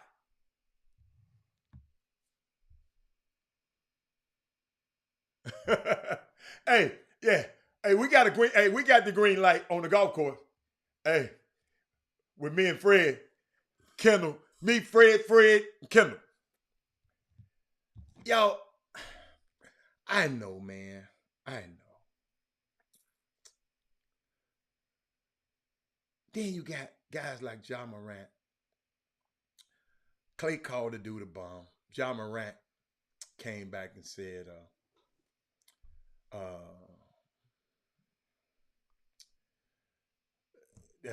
we taking up real estate in your head. See, some of these guys are delusional in this NBA. I would have told you if I around Ja Morant and them, shut up, man. Them dudes sent your little ass home. Shut up. Draymond responded back when he talked about the real estate. He's talking about Ja responded after Clay. I just played that for Clay. Ja responded saying that we have a whole lot of real estate in the Warriors' head. And Draymond responded back and said, we traded that real estate in, Ja Morant. The property value in Boston is a lot higher. Ja Morant, shut up, man. Jaren Jackson was a sophomore in high school when they used that strength of numbers logo, slogan. You can say rent free to a team that evicted you from the playoffs. Man, all these tweets, that's how I keep telling y'all, all these tweets and crazy takes and tweets and tweets and tweets. And what else happening out there? What happened? Tell me what else happened out there. What we got? Boy, we ain't 12 minutes, y'all. I did not realize time fly when you're having fun. And thank y'all, man. Who would you trade straight up for Steph right now?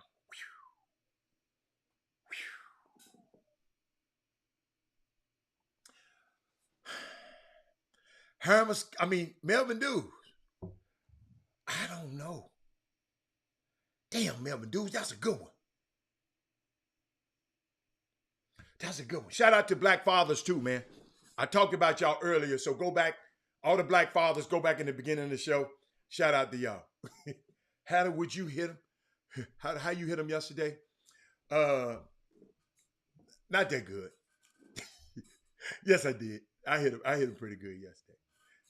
Hey, Fred. Man, Fred, you wrong, Fred. I just thought about something.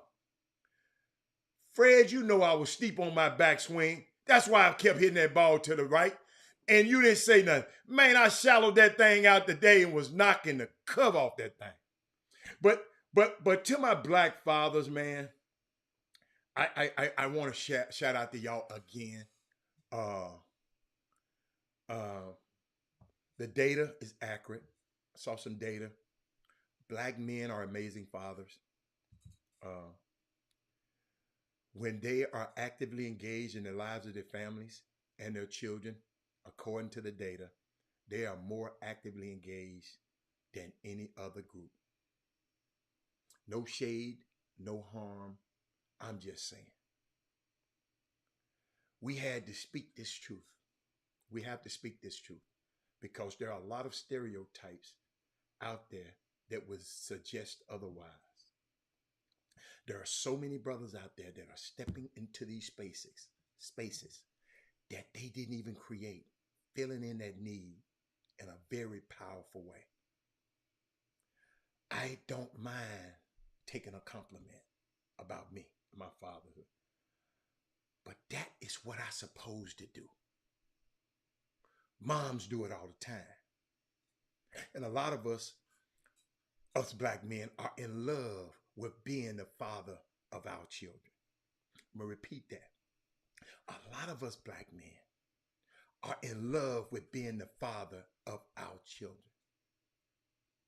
Being a good father is a norm, and we don't talk about it in our community as we are often getting drowned by the noise that say otherwise. Fathers out there, Black fathers out there, we love you. We value you. We appreciate you.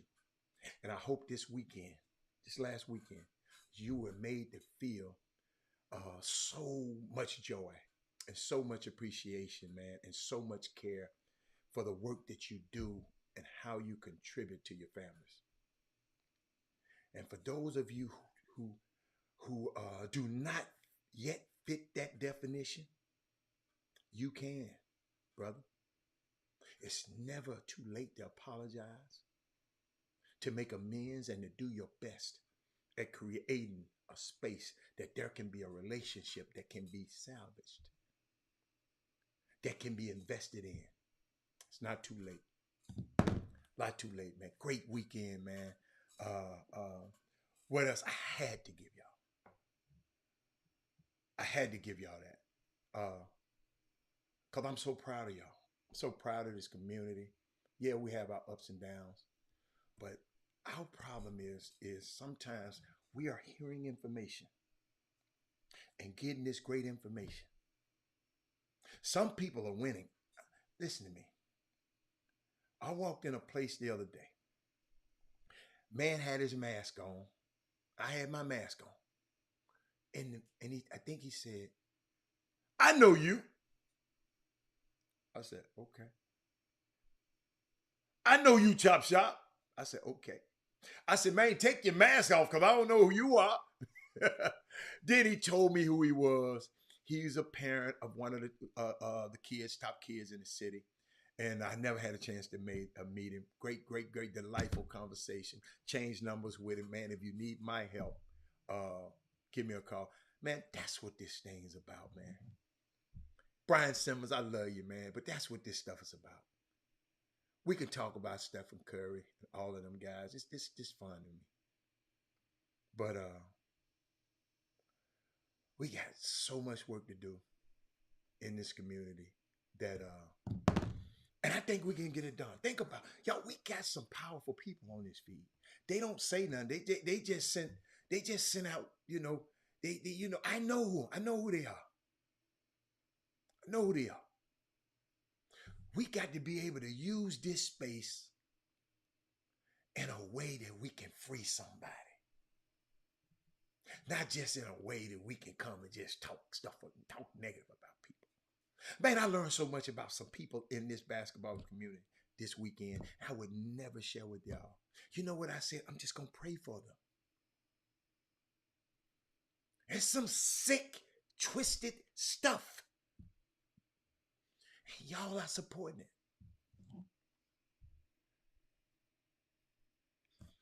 And I was thinking about something, because I talked about Stephon being in top 15 and all that kind of stuff. And y'all know me. I never get into Michael Jordan and LeBron debates. The only thing I can say, I was blessed enough to see both of those guys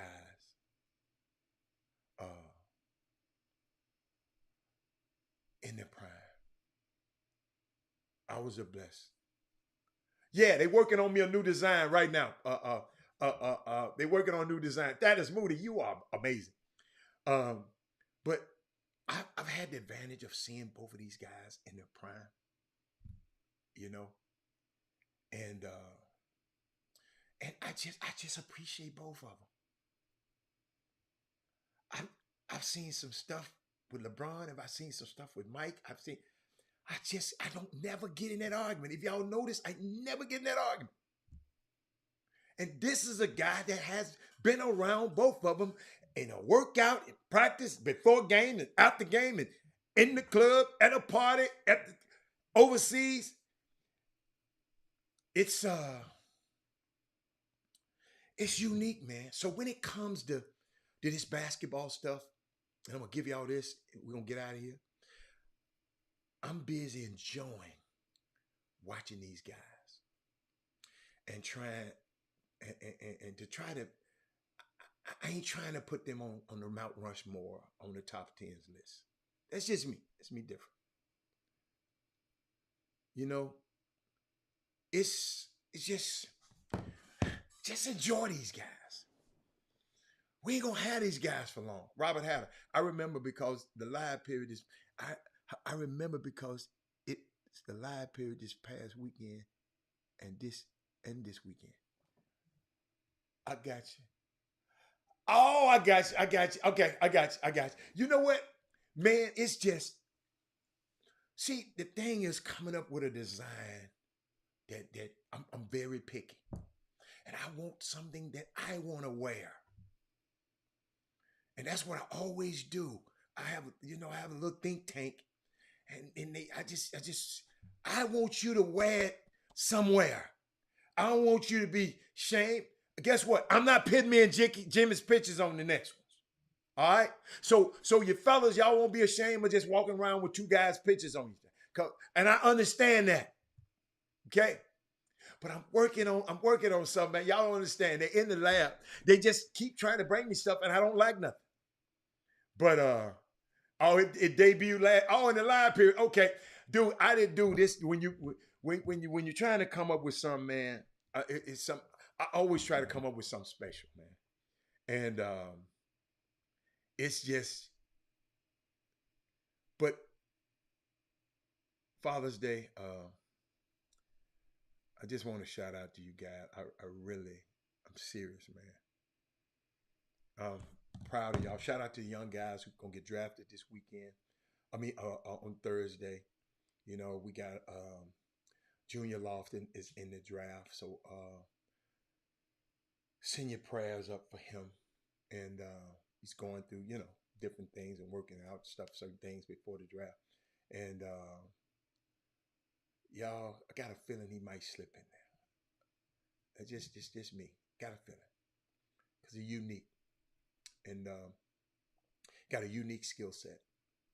And a lot of people don't have what he has. So we got stuff coming up this weekend. What we got? The TABC weekend this week. Weekend, Marcus Carroll. What was summer basketball? Maybe the summer basketball guys out there practicing right now. I know the parade. Is the parade on yet? I know Eric Bourne, you won't be watching the parade. But women, remember, on Wednesday, I got some I want to talk to y'all about, man. On Wednesday.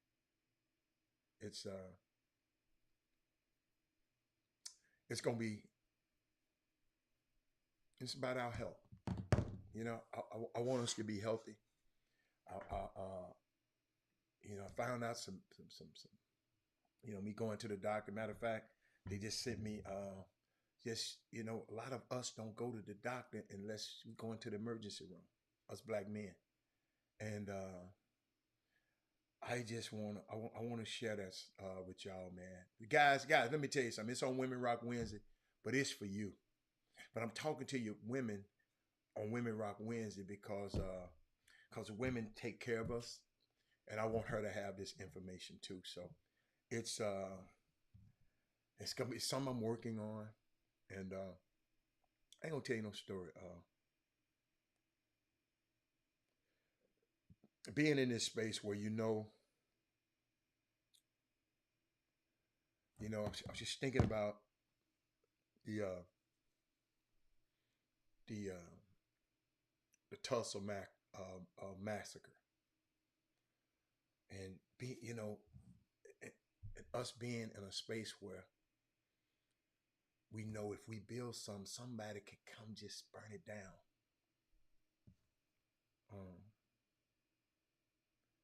was just thinking about it in this novel called The Salt Eaters. On the first page, this elderly lady asked a younger lady who have been fighting through her challenges. Who has been helping her fight through her challenges? There's an inflection point. And the elders ask a very simple question before they engage in the work that could save her. The question is simpler than simply this: do you want to be well?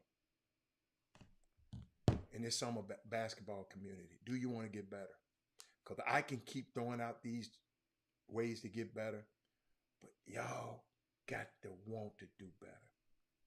Y'all just can't keep showing up. My sister and my sister came from Memphis to Houston. She called me. She said, Robert, she said, I went to this event this weekend. She dropped my great nephew off to a basketball game. And she asked the question, and I asked her, well, why y'all not there? Why y'all not there? And she said, I had the money, but I was not gonna dare pay these people $15 a piece to get in here and watch this little boy play basketball.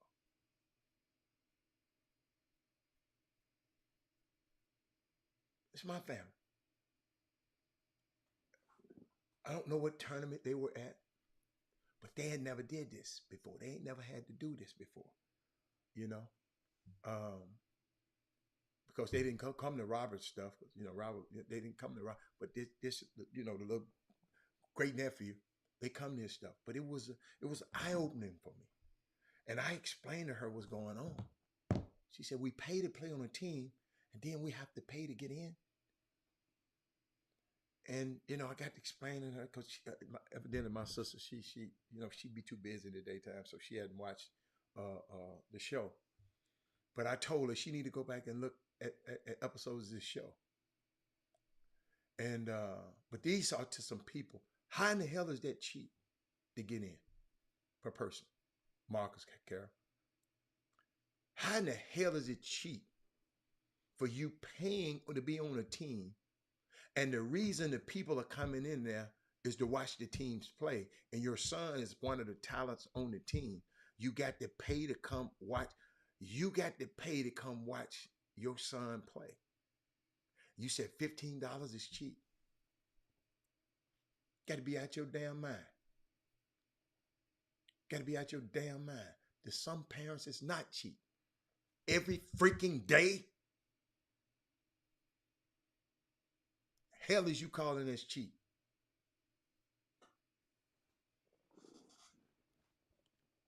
Y'all got to understand it's happening.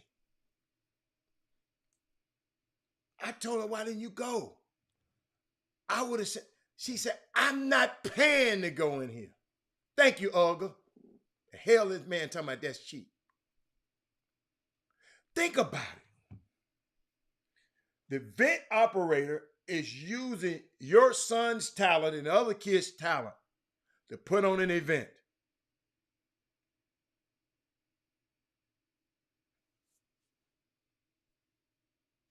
You.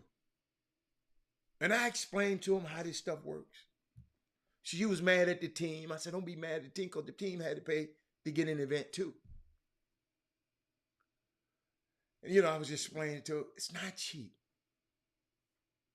It's not cheap. Marcus Carroll. And I'm still waiting on your response because you hadn't came back with a response.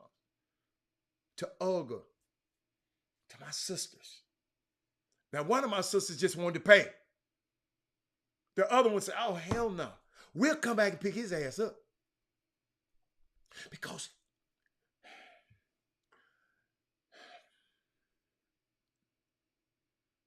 she said, I didn't mind going. He said, but to go to a high school game is cheaper.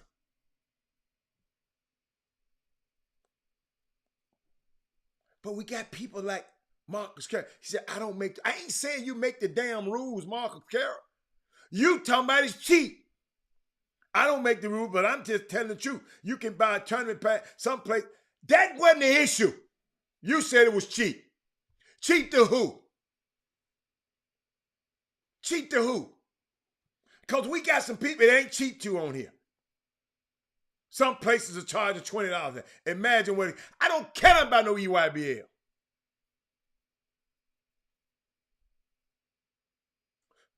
These little bullshit ass tournaments around here ain't the EYBL. Come on, man. That's cheap. The hell out of here with that. That's the problem, parents. You got people around here casual. That's cheap. But then if it's so damn cheap, you go pay for every parent to get in. If it's that damn cheap. You go to every tournament. Say, hey, hit 500. Let all them folks in that you can. Go to the next tournament. Hit 500. No, it's not cheap. I don't blame you, Olga. Anywhere in the world. And I told my sisters, yo, y'all don't understand, we ain't never had this talk. She said, I never thought about it like this. I said, those things are money generating. I said, the best thing, I know little dude want to be on the scene. So y'all got to pay the cost if you want to be on this team. But y'all need to factor, guess what?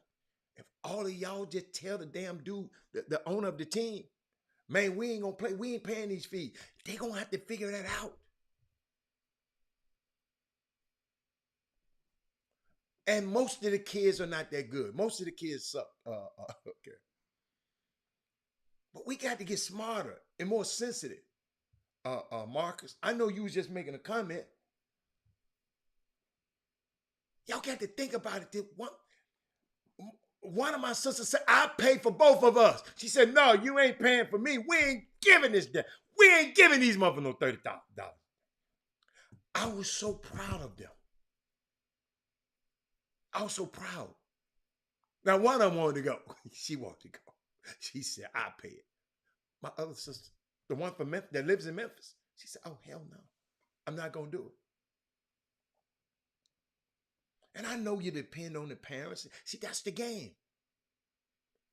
They know if they do something for Robert Hatter, his daddy going to pay. But boy, that's why I tell y'all, get your kids good enough. Oh, it's 2 o'clock. Get your kids good enough. Guess what? They'll work out a way for you. That's why I keep telling y'all, get your kids good enough. Make sure little Johnny can play. Instead of playing on the team, let's get him somewhere where he can learn how to play. Let's make sure he can do a left hand like Ray up, left hand right up, can mid range, can shoot, can do everything, can pivot. Before you keep putting him on them teams and he keep doing these same old ignorant ass wrong things over and over and it's ingrained in him, it's harder to get out of it. You saw Robert? Oh, Chad said people don't know how you help so many players on it. Oh man, think about this, Coach, let me tell you something. I've been blessed.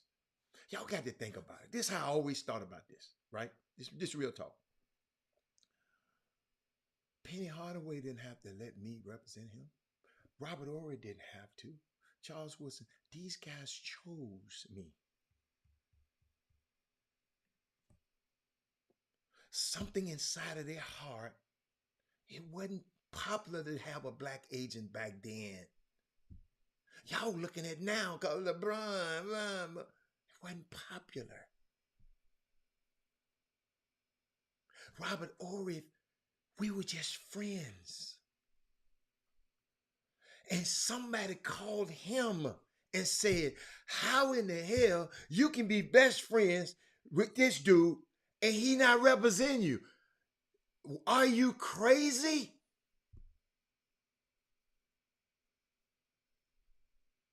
You got a Rolls Royce in your driveway and you don't even got and you ain't driving it.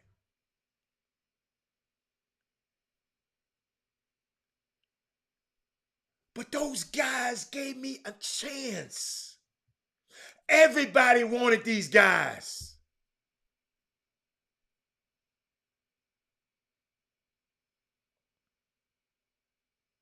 And the things that they say about you, and people just run their damn mouth because don't nobody know me.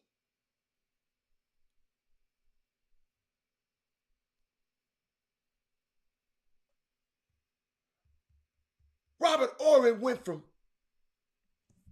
hitting Danny Ainge in the face with the freaking towel to getting $40-some million with the Lakers. Usually when you do something like that, they try to ban you out the league.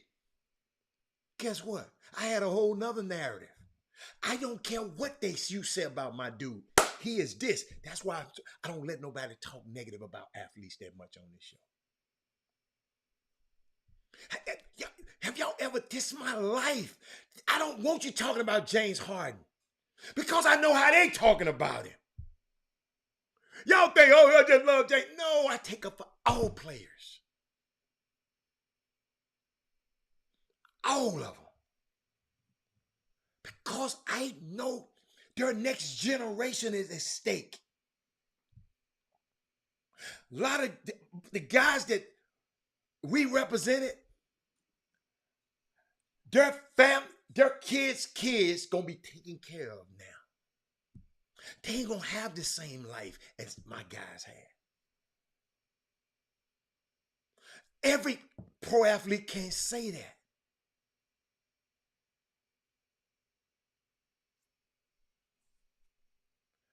Every pro athlete can't say that. Think about it. We want our kids to go to, get on AAU team, go to college, go to pro. Then you just let anybody represent him.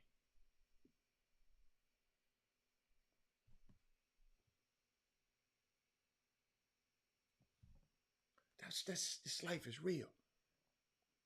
Nothing against these people, but when I look at these athletes and they make other people so rich. I'm sitting there watching, what is his name? Mark Steinberg. Was Tiger Woods' agent with IMG. Tiger Woods made Mark Steinberg a black brother, I don't care what he said, made this man so rich. But this weekend, he was walking around holding a trophy and running around Matthew Fitzpatrick. This is my new horse. That old horse gone. I got me enough. That's his job.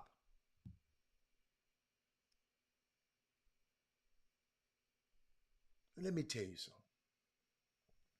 What I try to do is treat every guy that we represented like he was the only guy in the room. That's what I did.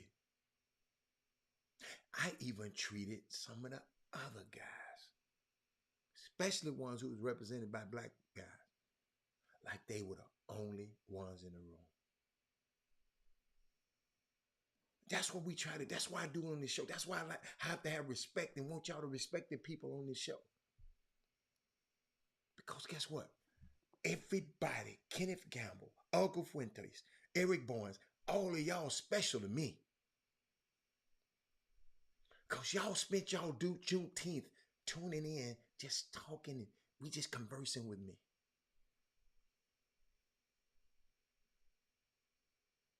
You follow me? Kenneth Gamble says it's about $500 a summer for each parent or spectator to watch Little John Jimmy's game. This stuff is real, man. I don't take this platform for granted. It's something that all of us need to do. And we need to do it together. It's got to come from this platform. That's why I tell you to share the show. That's why I tell you, if you're on YouTube, Robert Young, I know you over there, like this show. It's because some parents need to hear this stuff, man. This ain't about me.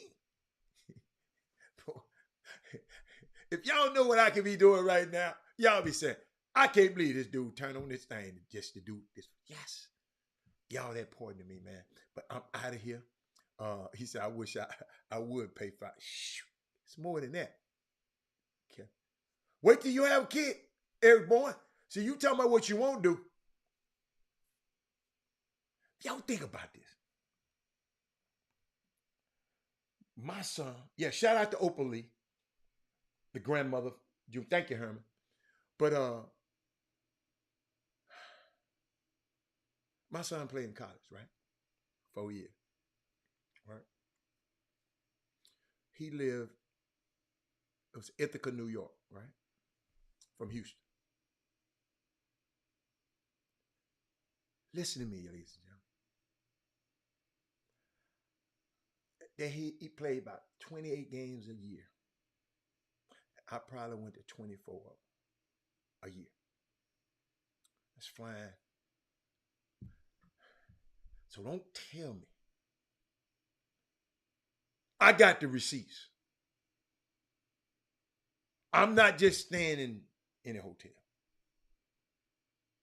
For 4 years. Don't tell me what you want to do for your kid. From here, somebody go look up a ticket from here to Ithaca, New York. I'm from here to Syracuse. It's hard to get there. I think, pull up. If I fly to Newark, right? I got a 4.5 hour drive. If I fly to, I fly to Syracuse, which wasn't bad, about hour drive. If I fly into Newark and then take to Newark, then take the little small jet that I don't like, it'll take me right into it. Either there or Elmira. So let me tell you something. For your kids, you'll do anything for. Shout out to Chad. I talked about you early in the show. I'll do it again. Houston team, Woodland Christians, Woodland Christian. Okay. Who's on Woodland Christian's team? I don't know that team. Hold up. Let me make it big again for y'all. I'm sorry. I hit the wrong button. Straight player played well. Hold up. In the Phoenix. Chad, what is the Section 7? What is Section 7? Why Section 7? What does that mean? Hundreds of college coaches attended from all over. Players did their thing. I was impressed. I scout nationally, but made sure I was there for the games and told college coaches to catch their game. Jace Posey played very well. Solid team player. Straight Jesuit hit a big game winner. How did the big guy play Drayton? Chad, let me make sure I got his name right.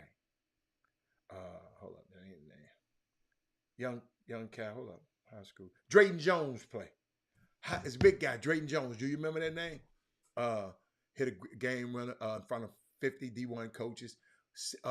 It's the name. Oh, it's the name of the bench.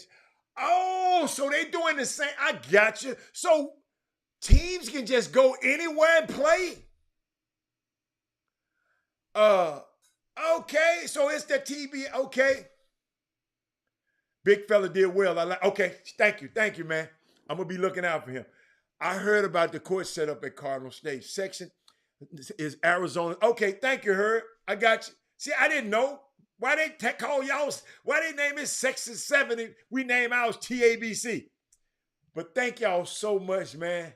Let me see. Oh, I gotta do something this week again. Man, I may have to sneak to Dallas, man.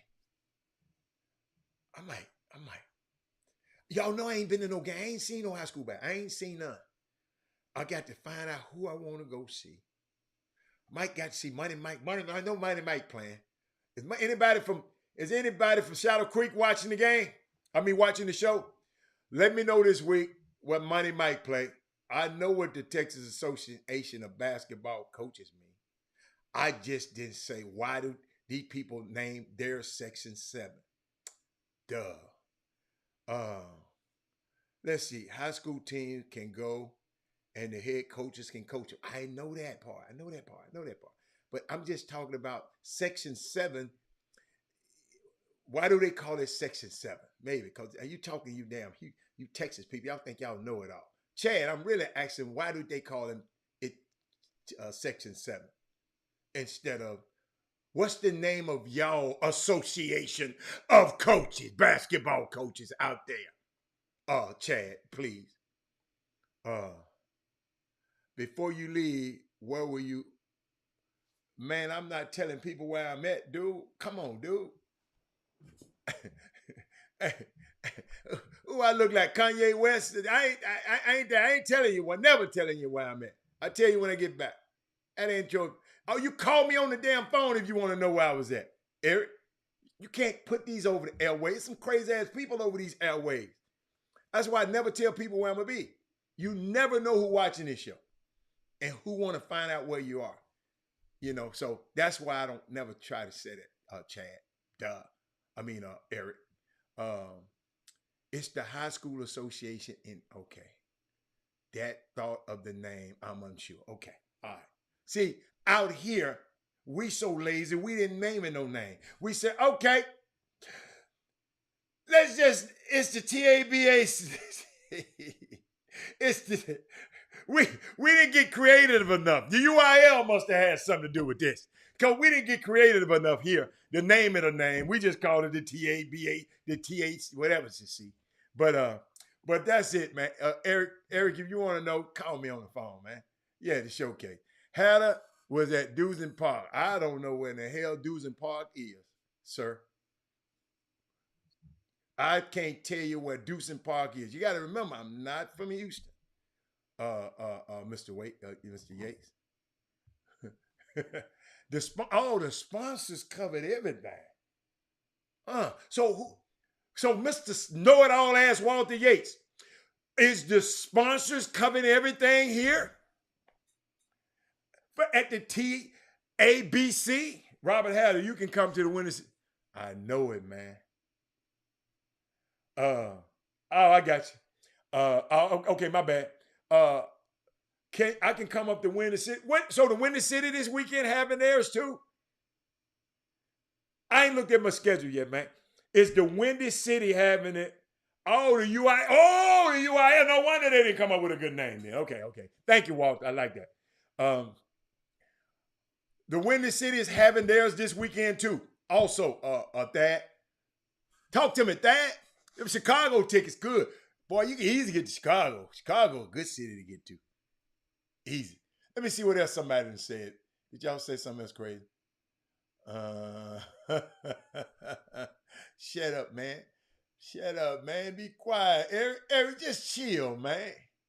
That man said, did that man put up there talking about a side peak cost less than 55?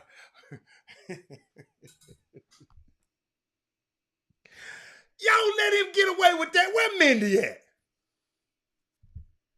A side peak costs less than $50, $500. I can't believe y'all let that man get away with that. Yes, it was this past weekend at Real. Oh, okay. Windy City is nice, beautiful. Oh, I love. Let me tell you something. Who is that up in? Somebody said they up in Toronto. Y'all got to go to Toronto. You got to go to Toronto. Y'all got to go to Toronto. I wish all of us can come. Hey, we might do a chop shop trip just to Toronto. I'm gonna show you how they move up in Toronto. Chicago need a sports talk show. You leave Thaddeus Moody is one of the great. Let me tell you something. Guys like Thaddeus Moody is just unbelievable to me. It's I appreciate you, Thad. Top 100 camp in Louisiana this week. Wait a minute.